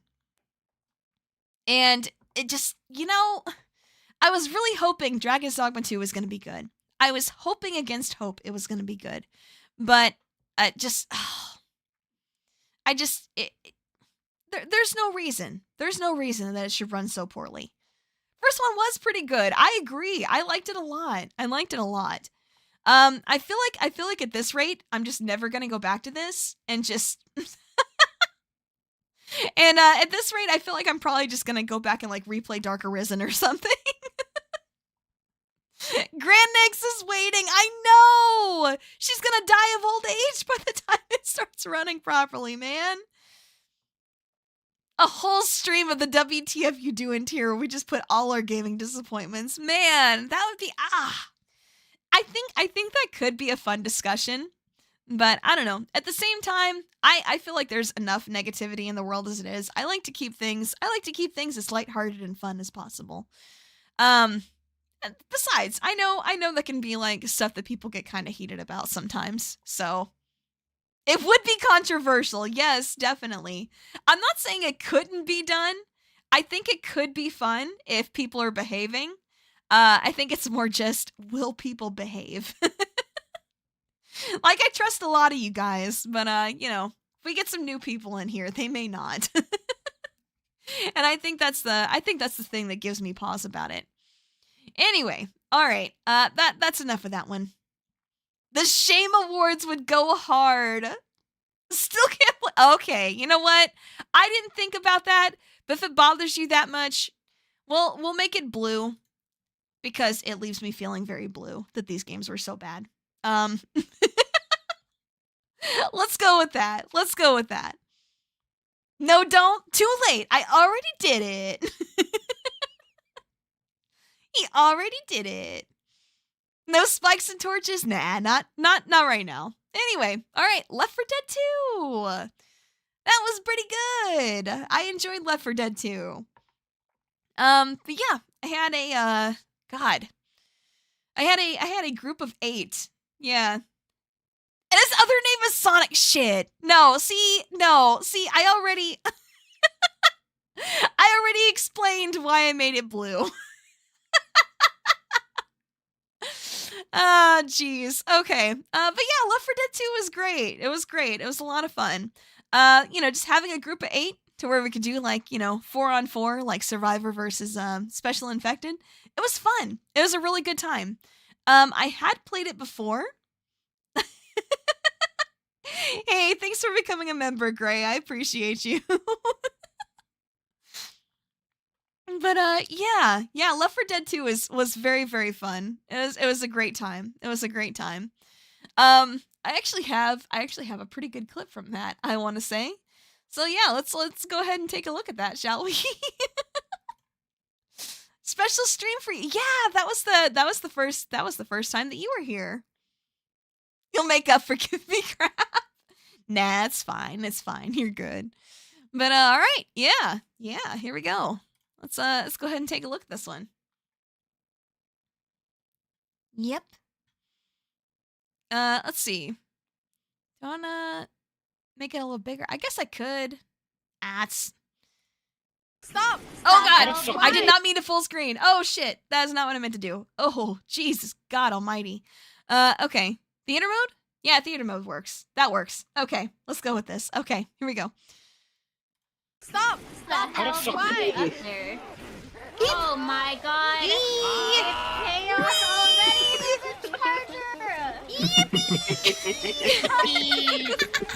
Get off of me! Oh my god, I'm so far! Someone else! Holy shit. Oh god, I'm coming. Nixon I'm just coming missed here. me. Everything hurts! Let me go! Listen. Yeah, once I figured out how to play the game, it was a blast. And I get away, yes. I hope you're happy. I am very happy. I could not be happier. You chop off your kneecaps. Wait, I didn't mean. Yeah, it was a great time. It was a really good time. Still one of your favorite clips? Hell yeah. The laugh makes it. You know what? I've been told that. I've been told that makes quite a few of my best moments, I think. But yeah, I had a great time playing Left 4 Dead 2. So yeah, I don't know. Who knows? Maybe another group of 8 sometime. It'd be a lot of fun. It'd be a lot of fun. I keep forgetting to turn my BGM back on after looking at clips. Well, that's all right. All right, next one. Potion craft. Potion craft is very good. It's very good. I don't think there's quite enough in it to do to, warrant me really like playing it a lot off stream. But I do want to get back to that and get into I think I'm in like mid game, I think, is where I'm at right now. Like pretty much the middle of the quote-unquote story in there. So I'm definitely interested in getting back to that. It's a very chill, very cozy, just kind of, hang out and chat while we try to mix up some potions type of game. I doubt that, but thank you. Because I know I definitely have my particular favorite moments. I feel like everybody's got a favorite, right? But still, I appreciate the sentiment. Thank you. But yeah, I mean, that's another thing is that, games like this and so many others on this list, they just make really nice, yeah, I'm doing stuff in game, but at the same time, I'm just kind of chilling out and chatting with you guys. But yeah, and I think those make them very good times on their own. But yeah, super, super chill. Not a whole ton to do where I feel like I have to kind of dive in. Came back as we're ending. We're getting there. We still have a little bit left. But yeah, we sure are making it. Alright, next one on the list, Axiom Verge. That one is also going in the pretty good tier. Yeah, just it was a game that I mean, you guys saw him earlier, my emotional support zombie from the Darkwood clips. Yeah, he actually gifted me that, and because I don't know, he does this thing, right? Where most of the time, if somebody gets me something, I usually request that it's, something that's on my wish list. He routinely goes off the wish list, but he also, I don't know, I guess it's because of like how well we know each other, but he knows the kind of stuff that I would enjoy. He knows the kind of stuff that I would enjoy playing. So, I mean, he really doesn't miss with that. And this one was like a old style, like 2D, like Metroidvania. And yeah, I'd never played it before. It was pretty cool. Some parts of it were definitely very difficult to figure it out. And there was one boss in there that I think it was the closest I have ever got to raging in a game on stream. I still didn't, but it was the closest I've ever felt towards it. To where like I needed to just kind of like step away and take a break for a second. Because I could definitely feel myself getting a teeny bit tilted. But yeah, it turned out that the way I had my controller set up, because like with it being an older game, it's a little bit janky as far as like controller support and things like that goes. So the way that I was, you know, controlling it, it seemed like that was part of the issue. So I was actually making it harder on myself than I needed to. And if that is not just, you know, an allegory for how I tend to live my life in general, then I don't know what is. But yeah, it was overall a really good time. Felt very, very good to beat it. I play with skills not easy. Listen, I try. I do my best. Some days my best is better than others, but I still do my best. All right. Speaking of difficult games, Celeste. Celeste was a lot of fun. I haven't done any like the super challenge modes, like the B-sides, C-sides, things like that. Could I do those in the future? Maybe. But just with there being so many things on the list, you know, that I want to try to get through sometime, I just don't know when that would be. When you realize you're playing wrong, but you're too committed and convince yourself to power through. Exactly. It becomes a challenge at that point, you know? It's like, oh, I'm doing it wrong? Well. Like, sometimes you're doing it too wrong and you have to fix it. But there's other times when, for the most part, it's not a problem until you run into a time when it actually is, and then it's just like, And yeah, that was my experience with that particular Axiom Verge boss. But yeah, Celeste was great. I got through the main story in like one short stream and then one long stream after that.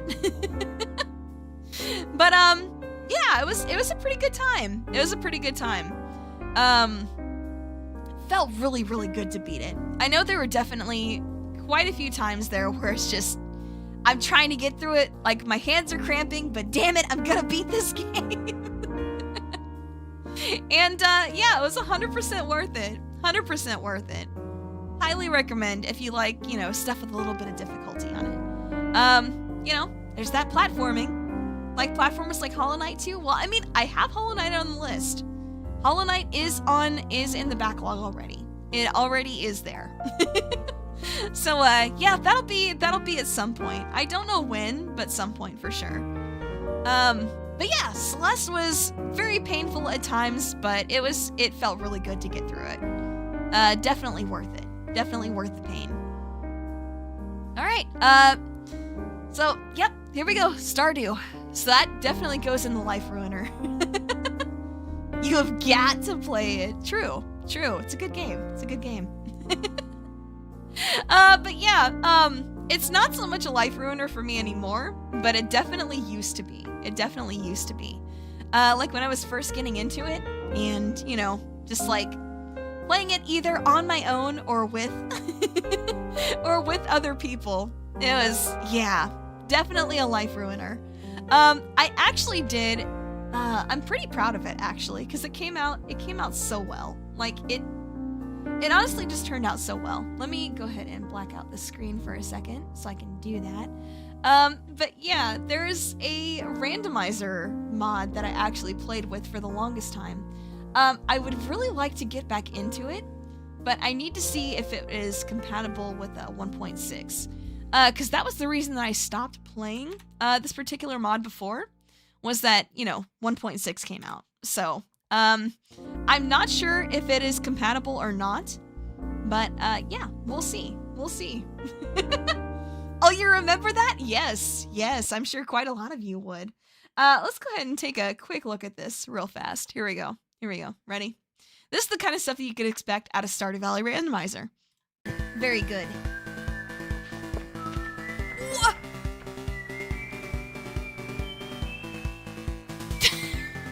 Hello? Did you guys see that? Very good. Yeah, so the music was randomized.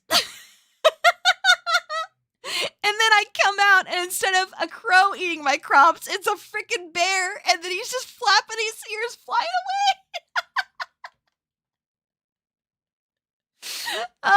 Yeah, so basically that's, you know, that's how Stardew Valley Randomizer works. And like all the crafting recipes and things like that were also randomized. So I think one of my main things there was I had trouble even crafting a scarecrow because I was just not getting the recipe, and then when I did get the recipe, it was like super difficult to make for no reason. Yeah, the chat in the clip. Yeah, I love how everybody was just like had the same kind of reaction I did. But yeah, I would definitely be interested in getting back to that. If it is actually compatible with 1.6, but I'm not sure if it is. So that will have to be something that I would have to check on. But yeah, like I said, if that is your kind of game, you will fall in, and it will take you a long time to get out. Okay, all right. We're really getting close to the end here. Like we're very close. Like let me show you. That's all we've got left. We're very, very close to the end. But okay, next on the list, Days with Ollie. Days with Ollie is fun, but also a bit painful. I'm not sure where to put it. It is a visual novel, where pretty much the object of your affection, like it's kind of a dating sim, but like the object of your affection is Crazy Ollie from Hollow ID. And yeah, the Dark Souls of visual novels. Yes, you will die or run into bad ends a lot, and they're definitely kind of wild. I know when I first played it before, it had like an issue where it wasn't translating like some of the text properly. And there was just like a little bit of like new game jank and stuff like that in there. I'm pretty sure they fixed that now. So I would like to go back to this at some point and actually finish it. Because I think we finished like the end of day 1, and I think there are 3 days. I think something like that. But yeah, we definitely have quite a bit more in that game to go. So I would like to revisit it sometime and get back in. All right, next one. Animal Crossing Pocket Camp Complete. That one is a new one to the list because it just came out last month. And that is the complete version of Animal Crossing Pocket Camp.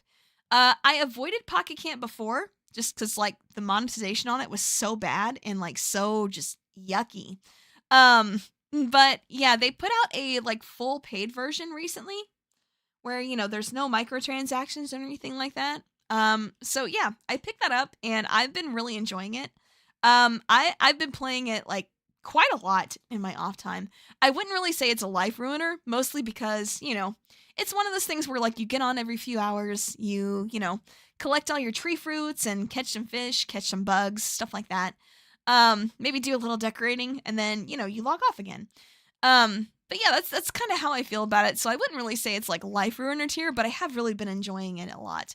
After I did, just stream like the beginning of like starting my save file there, I did port it over to my phone, and it is something I frequently do when I'm chilling out in bed at night. So there's that. But it definitely doesn't take up, I definitely don't fall head first into that the way I have with pretty much all of these. So, there's that. All right. Next on the list, Borderlands 2. Borderlands 2. Yep. I will say I'm not really like a huge fan of shooters, especially played on console, which is like what this was. I don't know what it is about shooters on consoles, but they are just a nightmare to try to play with the twin sticks and try to get, the proper kind of aim that you need. Makes it really, really painful for me. And I think I would have enjoyed it more if I was playing on PC, perhaps. But yeah, just with it being on console, it made it really, really rough. I mean, the game itself is fine if, perhaps aged a little bit poorly. Borderlands movie watch along win. Oh my gosh. I don't know if I would want to do that. I know some people are a fan of bad movies, but I don't know if I am. Not that kind of bad movie, at least.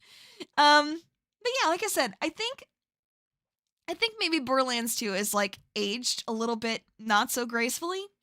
But I do think like things like the art style and things like that still hold up. Yeah.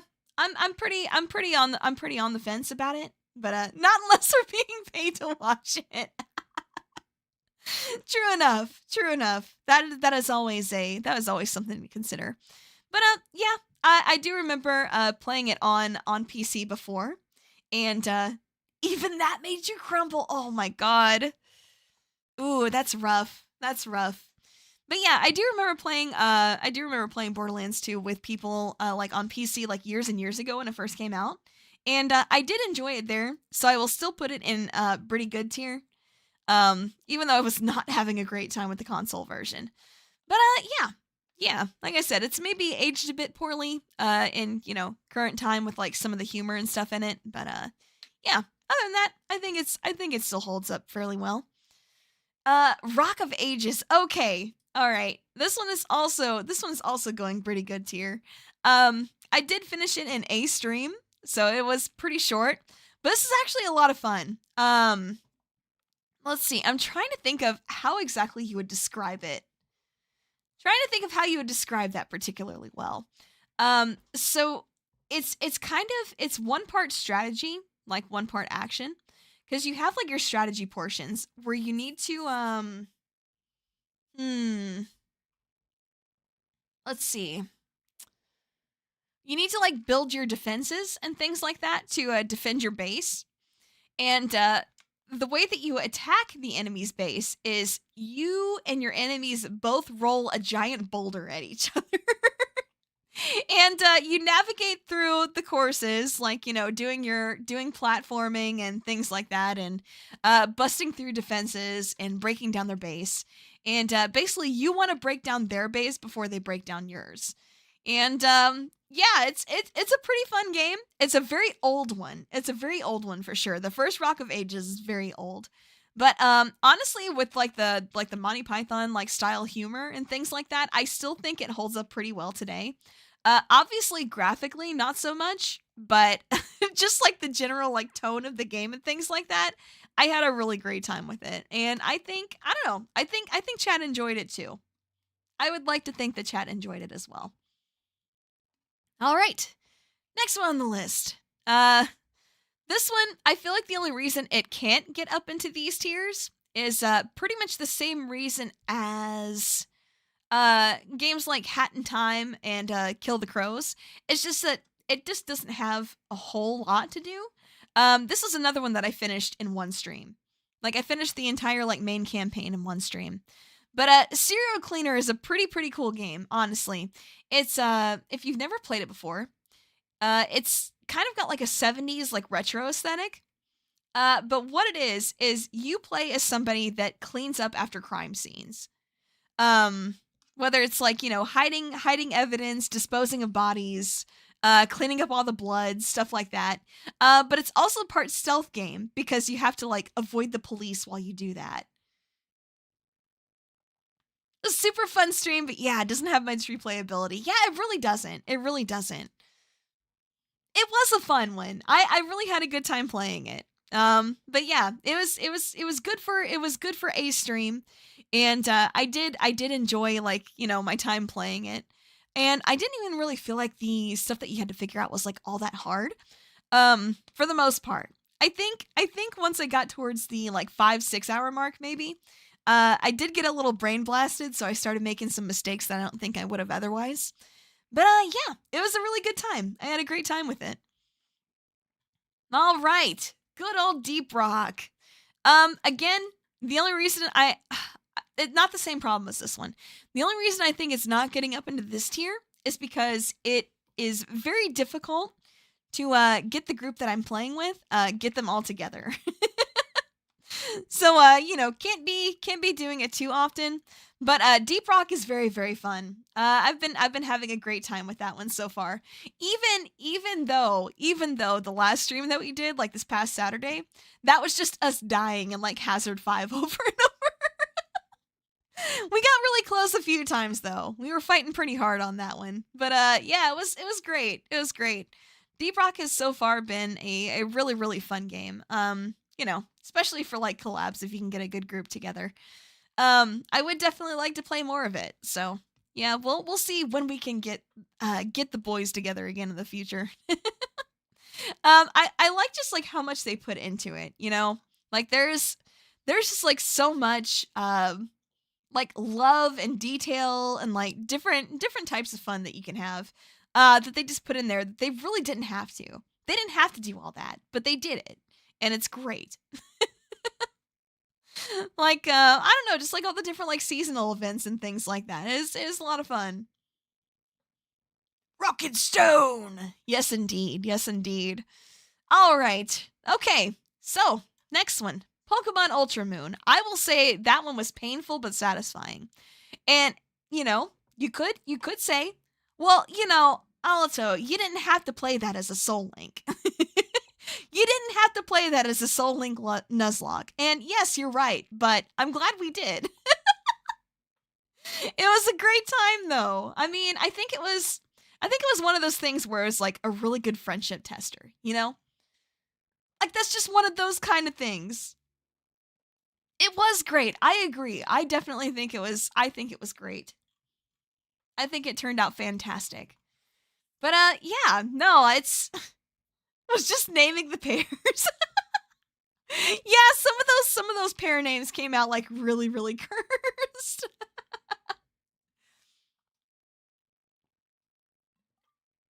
All right. But yeah, no, I mean, granted, it took us like what? I think like almost a dozen sessions, but hey, we did win. We did beat that damn game. Hell yeah. But yeah, I don't know. I had a really good time with it, even though there were some parts that were definitely painful. I think there is one stream where like Yuri lost like three of our mons that we just trained up. And I was just like, oh shit. And then of course the last one, we needed to, you know, change things up a little bit and put some rare candies in there for us to use so we can actually like, you know, train up some more people as we lost them, because I lost I think like 2 or 3 that stream too. But it was just like random bad luck. Like there was so many parts of it where it was like, because it was randomized, that made things like the I guess quote unquote boss encounters that much worse, because they still had the same moves, right? But instead of like it would be a different Pokemon, but it would have the same moves as what you would normally encounter if you hadn't randomized it. So I know there was one part where it was like, oh my gosh, I'm trying to think. I think it was like I was, you know, I was fighting just like a regular water type, right? And it was like, like I was fighting one of Hal's like random water types, and all of a sudden he pulls out like, not only like fairy, but fighting, and it was just like, oh my, Venusaur with Moonblast, yeah, that too, or the oh god, the Mewtwo that had Power Whip, like what? I would like to say that is a majority of the times that I lost somebody, so I'm pretty proud of myself for like how well I think I did during that, because I definitely expected myself to do a lot worse. But yeah, no, I think we both did great. Like real talk, I think both of us did fantastic. I mean, hey, we made it, right? And it was like first try too. Like we didn't need to reset. The starter that we got at the very, very beginning, like, you know, from that on, it was all just one file. We didn't have to reset. So I think that in itself is a miracle, to be honest. Currently hiding from Emerald Sea Glass, the game's not been treating you well. Oh no. like I've seen like how nice it looks aesthetically. I'm guessing you're playing that as a Nuzlocke as well. That's rough. Yeah, that's always rough. I don't know. Maybe I'll do like a solo Nuzlocke sometime. I haven't decided what game if I do though. So, I don't know. But yeah, I think I don't think it would have worked as well if it was like, you know, if it wasn't the two of us, cuz I feel like even with like really hard challenges and things like that, I think we mesh super well. But all right, next thing. Okay, Forgive Me Father 2. This was an unexpected treat for me. Yeah, the 3DS layout. Yes. She did such a fantastic job with those. Like both mine and hers, because she made both of those. And honestly, like she really knocked it out of the park. Like that was such an amazing touch. And it just made that series like so much nicer. They were amazing. But yeah, Forgive Me Father 2. Like I said, that was an unexpected treat for me because this was also something that I got sponsored to play. Like the publisher like sent me a key for it. So I'm you know, I almost didn't at first because I'm like, I don't know. Like it's a boomer shooter, sure, but like I don't know. I don't really tend to like shooters, so maybe it wouldn't be a good idea. And I really like did my research on it and I really thought about it and I was like, you know what? I think I'm okay with the boomer shooter. I'll give it a go. And I ended up liking it so much that I actually went back on my own.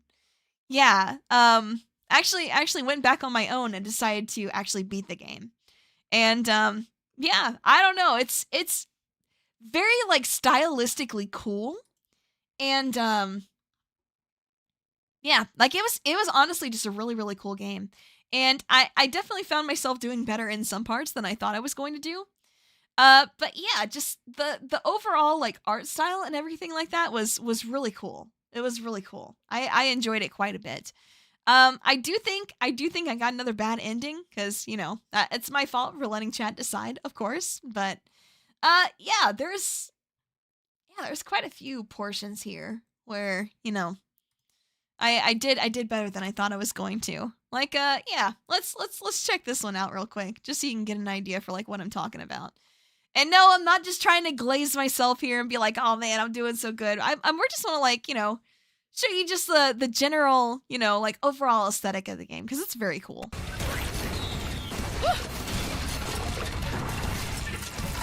And the music freaking slaps. What? Did you guys see that? Oh my god. That was a double headshot, though. That double headshot was insane. Oh my god. But yeah, no, just like the general aesthetic of the game. I'm not always it's very cool. Cracked sometimes, I think. Holy crap. Hola, just those two there and just double headshot. Insane. I don't think I could do that again if I tried. Who knows though? Maybe I could. But yeah, like I said, very, very cool game. I don't know if you could hear it in that little portion or not, but the music in the game is super sick. If you like any sort of games like Doom or anything like that, I would definitely recommend checking it out. It was a very, very cool experience. I think it took me 3 streams overall to beat it, I think. I want to say it probably took me about like 12 hours or so total. But that's also because I'm kind of bad at shooters, so maybe somebody that's better at them could get through it sooner. But yeah, a lot of really like crazy parts to it. With it being a very like Lovecraftian atmosphere, there were some parts of it that like genuinely creeped me out and like genuinely like scared the heck out of me. But yeah, it was a fun game. I enjoyed it quite a bit. So yeah, like I said, unexpected treat because, you know, it came from a sponsorship and I ended up really enjoying it. But that was the second game. I am going to go back and grab the first one and play that at some point because I know people have said that that's even better than the second one. So I'm curious. I'm curious to see. All right. Next one on the list, we have Bug Fables. And I'm gonna go ahead and I'm gonna slap that one in pretty good tier.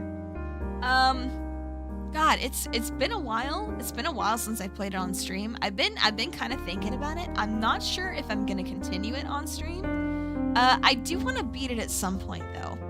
And the reason why I say maybe not streaming it is because there's so many different like side things and preparing and maybe grinding a bit for like resources and things like that that I would need to do in order to keep going. And I would not want to do that on stream at the very least. Alternate Rex. Hey, welcome back, Beta. Hope you're doing okay. But yeah. So like Bug Fables is a neat game, is what I'm trying to say. God, I was tripping over my words so bad there. Sorry about that. Yeah, Bug Fables is a neat game. It has that same kind of like battle system as like Paper Mario Thousand Year Door. And you know, like Super Mario RPG it has the same kind of battle mechanics, which I do enjoy a lot. I like those quite a bit, and I think that the setting is interesting. I really like the characters. The characters are pretty cute. Kabu, my beloved. But yeah, it's such a long game.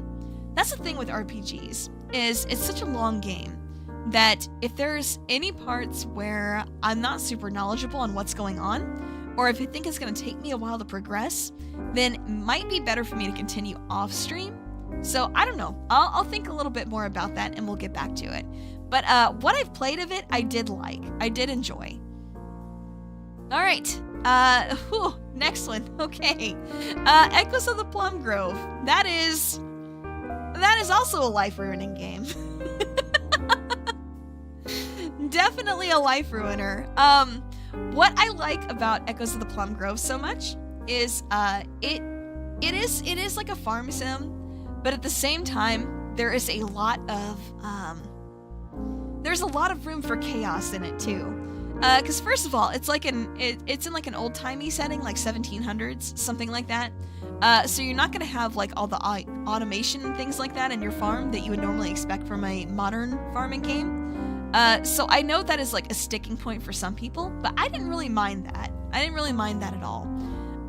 Also, there's like the base mechanics. You have things like your food spoiling. So you can't just kind of hoard stuff forever. Things will not grow in the winter. You do have to eat. You can pretty much, you know, bully the townsfolk. You can kill the townsfolk. Yep, that is the thing that you can do. There are things that if you eat, they will kill you. But you can also bake things like a death cap mushroom into a cake and give it to somebody else if you want them gone. Which we did do on stream a couple of times, and that was, you know, that was fun. It was fun. But yeah, there's all sorts of stuff that you would not expect in like a normal farm sim there. It's a lot of life ruiners. Yeah, I go through my phases for sure. I don't have to laugh that hard when I say it. Listen, I have very, very fond memories. I have very, very fond memories of poisoning that old lady at the game that really doesn't like us for no reason at all. I draw a great amount of glee from that. It's times like this. I feel like I need to remind you guys, I am a villain, damn it. Yeah, I feel like I just need to, you know, remind you guys of that from time to time. But no, like I said, Echoes of the Plum Grove it's pretty fun. It's pretty fun. Like it's definitely not the same as like your normal standard farming sim. Yep. Whether it's, you know, like I said, things going a bit at a slower pace. Oh yeah, and you could also catch diseases in that. Yeah, there's that too. So there's a lot of things. That can either go like horribly wrong in a playthrough and just like end it for you. Yeah. Or, you know, maybe you get married, maybe you have kids, maybe your main character eventually dies and you carry on through your kid. Yep. So it's there's a lot to it. There's a lot to it. It's very interesting. I don't feel like I'm doing it a whole lot of justice talking about it, but if anything that I have yapped about for the past 5 minutes has sounded anywhere remotely interesting, I highly recommend you check it out for yourself. Definitely. And, okay. Last game on the list. Here we go. Pikmin 1. I would honestly love to put this up in Life Ruiner, but that also hasn't been the case since I was like... since like it first came out. Catching diseases? What is this? Oh yeah, Echoes of the Plum Grove. Yeah. Yeah, you can catch things like measles, mumps, smallpox. I know in one of my like playthroughs when I was just playing in my own time, somebody in town caught smallpox. The next week, half the town had it. And by the end of that outbreak, like 3/4 of my town died. So yeah, end up, you know, when that happens, you do have boats that come in every like weekend or so, and they bring in you know, new people. So they do bring in people to replace the ones that you lost, but that was a wow. Very interesting that. But yeah, like I said, last but not least, Pikmin 1. Be happy to have a town wiping plague. Yeah, exactly. That's what I'm saying. But you know, if those kind of things aren't really your thing too, there are a lot of like different options that you can turn on and off. Like if you wanted to stay as your main character forever, you can turn it off to where, you know, you can't age. And I think you can also like make yourself just like flat out immortal too. I think you can do that also. But yeah, a lot of different things that you can customize your experience with, which I think is very, very cool. But yeah, Pikmin 1, I was very, very obsessed with it when it first came out, like when I was a kid. But, oh gosh. I mean, even just going back to it for the crowd control stream, I mean, it's just a classic. Like I said, I'm not going to belabor the point more about how much I love the Pikmin series, but with how chaotic and crazy the crowd control stream went, I do definitely feel like I need to go back and just like stream like a normal playthrough of this, just to you know, just to kind of redeem myself, because I know some people are kind of heckling me like, oh, are you sure you know how to play this? Yes, I do, damn it. Yes, I do, damn it. But yeah, so I'll definitely have to go back and do that at one point. Maybe I'll squeeze that in between some of the other stuff that I do plan on playing this year. But yeah, that was my 2024 of games. A lot of really good ones. Already played crowd control Pikmin? Yeah, I did, yes. Don't want to be stuck on day one? Legitimately, since there's an option in crowd control where somebody can just like Thanos snap half of your Pikmin that you've got with you. I was legitimately stuck on day one for quite a bit. Missed the tier list, can you start over from scratch, please? Oh, I can do you one better, actually. Maybe in about like 5 minutes, if you like refresh like the stream page, there'll be like a nice little play button, and it'll take you back through everything that we said, word for word, so you won't miss a thing. But yeah, no, crowd control Pikmin was fun. It was very fun. Even if it was pretty painful sometimes. But yeah, like I said, I do feel the need to just go back and do like a normal playthrough sometime, just to, you know, like I said, prove to you guys that if I'm not being messed with, I can in fact do it. But yeah, it has been a while since I played like the original Pikmin. You know, I'm very used to like the quality of life stuff they did in like Pikmin 3 and 4. More so 4 than 3, I would say. But yeah, like the little bit of like jank and stuff and things not snapping to things when you aim at them, it definitely makes it a bit different. So I think it'd be fun to like go back and maybe this time she could first try the tutorial. It's not my fault if you guys keep Thanos snapping my Pikmin. Where'd I put Pikmin 4? Up here, life ruining, positive. When you need to repeat the last minute, you use the clip icon to get back a minute. Hey, that's pretty smart, actually. You hated Pikmin 4? Oh, that's unfortunate. I really loved it. I really loved it. Even as like a longtime player, like I understand why they made some of the choices that they made. But you know, like I said, I get why some people that liked the series before didn't really like 4 as much, but I personally really liked it a lot. It just would not let go of my hand. Yeah, that's fair. That's completely understandable. I didn't really mind that so much. I was kind of okay with it. I was more just focused on like you know, having fun with Ochi and stuff like that. He really did like break the game in terms of like difficulty though, for sure. But yeah, I think they made like some good changes to it. I personally really liked it, but I definitely understand. I definitely understand why some people did not like it. Yep. Yeah, not a hot take. I completely understand. Fan base seems pretty divided on it, but at least that's where I'm at. But then again, I'm just a fan of the series in general, so maybe that's not surprising. You can just choose not to use him. Yeah, you sure could if you wanted to. Used him anyway, of course! You're not just gonna leave him at home, he's too cute! Yeah, definitely. We're gonna raid out Twyla's on? Okay. Yeah, we'll take a look at that here in just a second. But yeah, like I said, that is our 2024 of games there. Don't mind that. That's just a duplicate mimic logic that ended up in my folder still. Yeah, I'm not really a fan of like how they limited the 3 types. I do get that, but it did make you like think outside the box a little bit more in some parts, I think.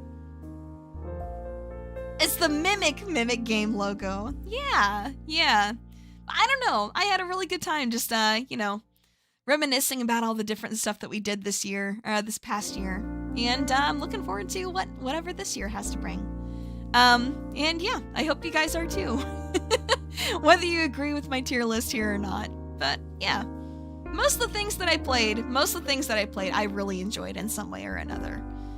Very, very few down here that were just, you know, kind of misses for me. But hey, I think that's a pretty good ratio. I think that is a pretty good ratio. So I'd like to think we did all right there. But yeah, let's go ahead and take another look here and see who's on. I know Twyla's on. Let's see. He is also on. Lucina's on. Yeah, you know what? We haven't seen Twyla in a while, so that's fine. We can go that route. Don't forget that picture thing. Yeah, I won't. I will take that picture and send it in the Discord right after stream. So don't worry about it. But yeah, I'm gonna send you guys over to Twyla. She's playing Breath of the Wild, so sounds like a good time. Been a while since we've seen her, so we can catch up there. But yeah, I do think that is gonna do it for me today. Thanks for, you know, stopping in to just reminisce and maybe watch a few clips with me here and there. So I had a great time. I hope you guys did too. And for the members, I will see you guys tomorrow at noon EST. I'm gonna be playing some Inbento and doing a little bit of workshopping, like some more streams in the future. Like I have a few ideas that just need a little bit more time in the oven to cook, and I was thinking maybe like trying to bounce it off of you guys some would be maybe helpful. So if that sounds like your thing, then feel free to join us tomorrow. But other than that, new schedule up Sunday. Take care, have a great weekend, and I will see you guys again very, very soon. Bye now.